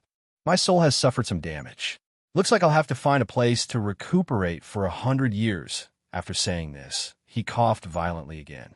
President Freed turned and exchanged glances with the other elders, smiling once more. Elder Grim, you've made some sacrifices for the sake of the association, so the association will naturally not treat you unfairly. This is the compensation that we've come up with after our discussion. We hope that Elder Grim can forget the unhappiness of the past and truly become a part of the association. Grim looked around and received a storage ring from President Freed. After greeting everyone, he used the teleportation formation behind him to return to the Blazing Flame Monarch. Once Grim's haggard figure disappeared from the teleportation formation, the smiles on the Magi's faces disappeared, replaced by solemn expressions. How is it? Is it true that he was injured? President Freed asked. The information from Isorda's camp has been verified. On the way back, Grim was attacked by that rank 4 magus from the Magus Association. The situation was extremely dangerous. Vice President Merva answered. The Magus Association? I'm afraid this is going to be troublesome. Which Clara could not help but mutter. The Sorcerer Association was one of the 3 major sorcerer forces in the Sorcerer world. Their people died on the way back for no reason. Although he had self-destructed on his own accord, the other party clearly did not think so. An investigation was necessary, and it might even affect the harmonious relationship between the Scattered Tower Forest and the Wizard Association. This matter involved a rank 4 magus, so it was extremely troublesome to deal with. That's not all. Merva sighed again. I heard that the Dark Witch in their team also died in the other world. It might have something to do with Grim. I'm worried that the northern witches will soon make a fuss. Northern witches, hearing this ear-piercing name, all the magi present could not help but frown and laugh bitterly.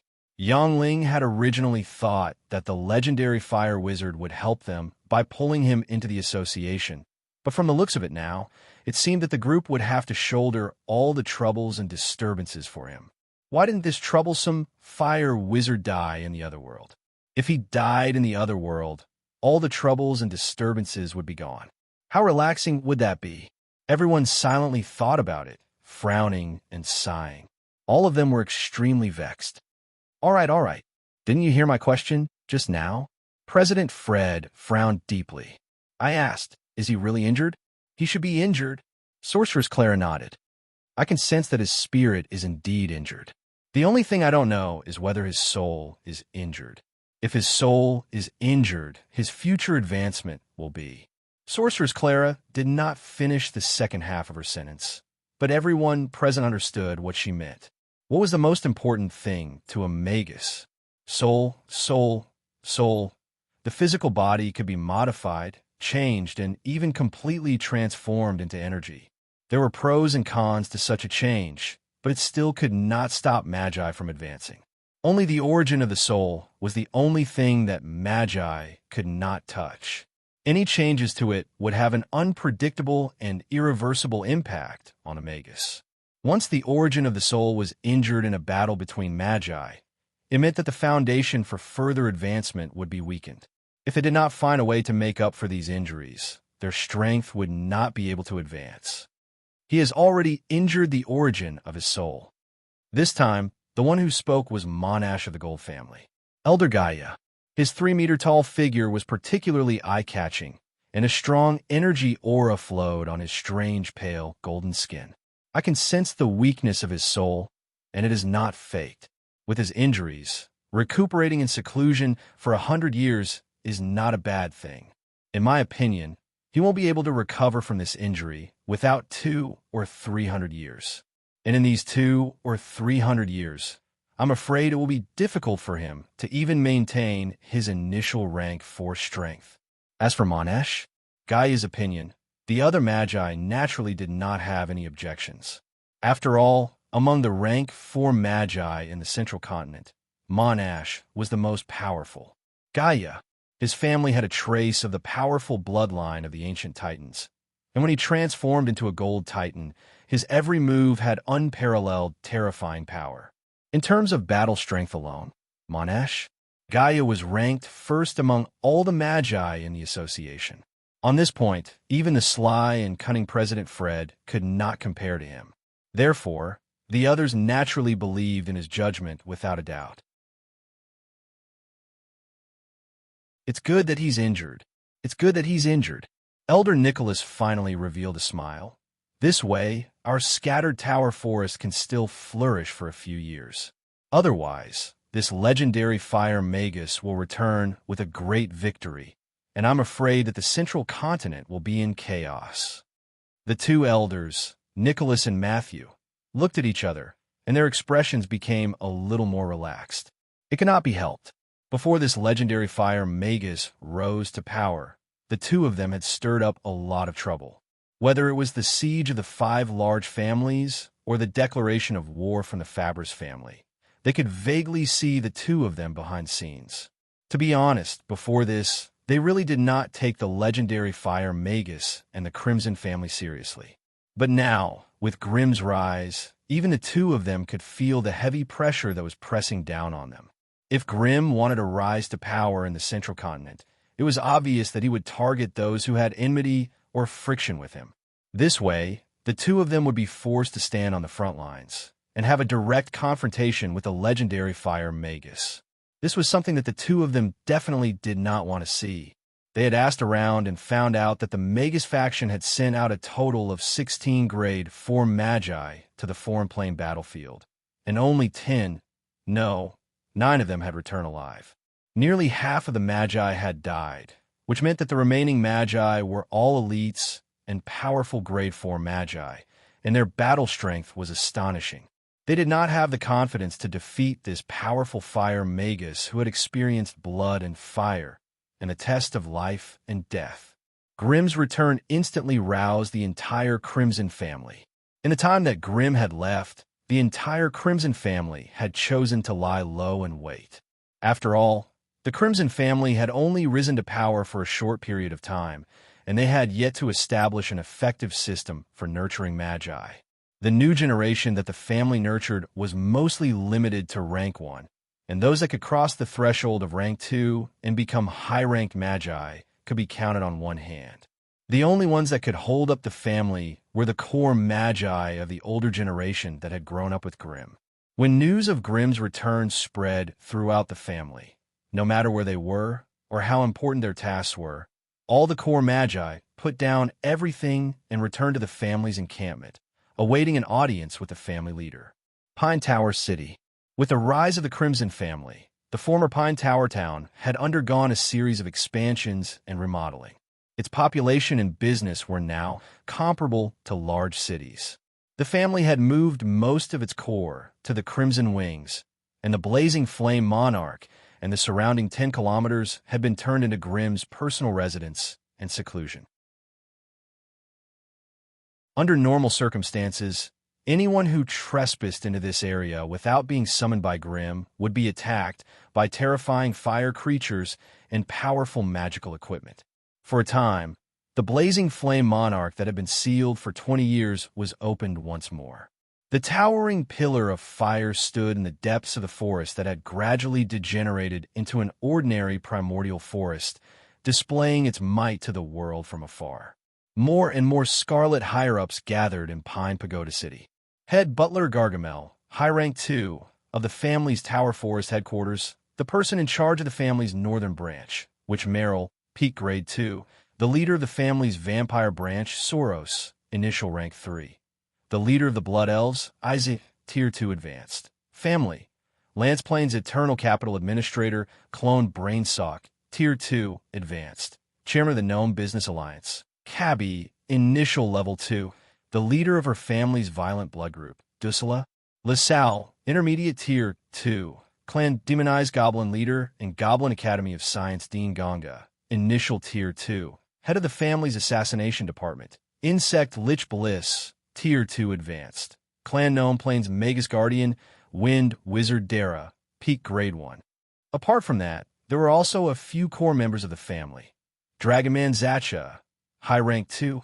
Gnome Ripper Tigula, high rank 2. Medusa, peak grade 1. Manticore Sharon, high rank 1. You're tuning into the Warrior Lore YouTube channel. Don't forget to subscribe and join us on this journey to catch the most captivating stories.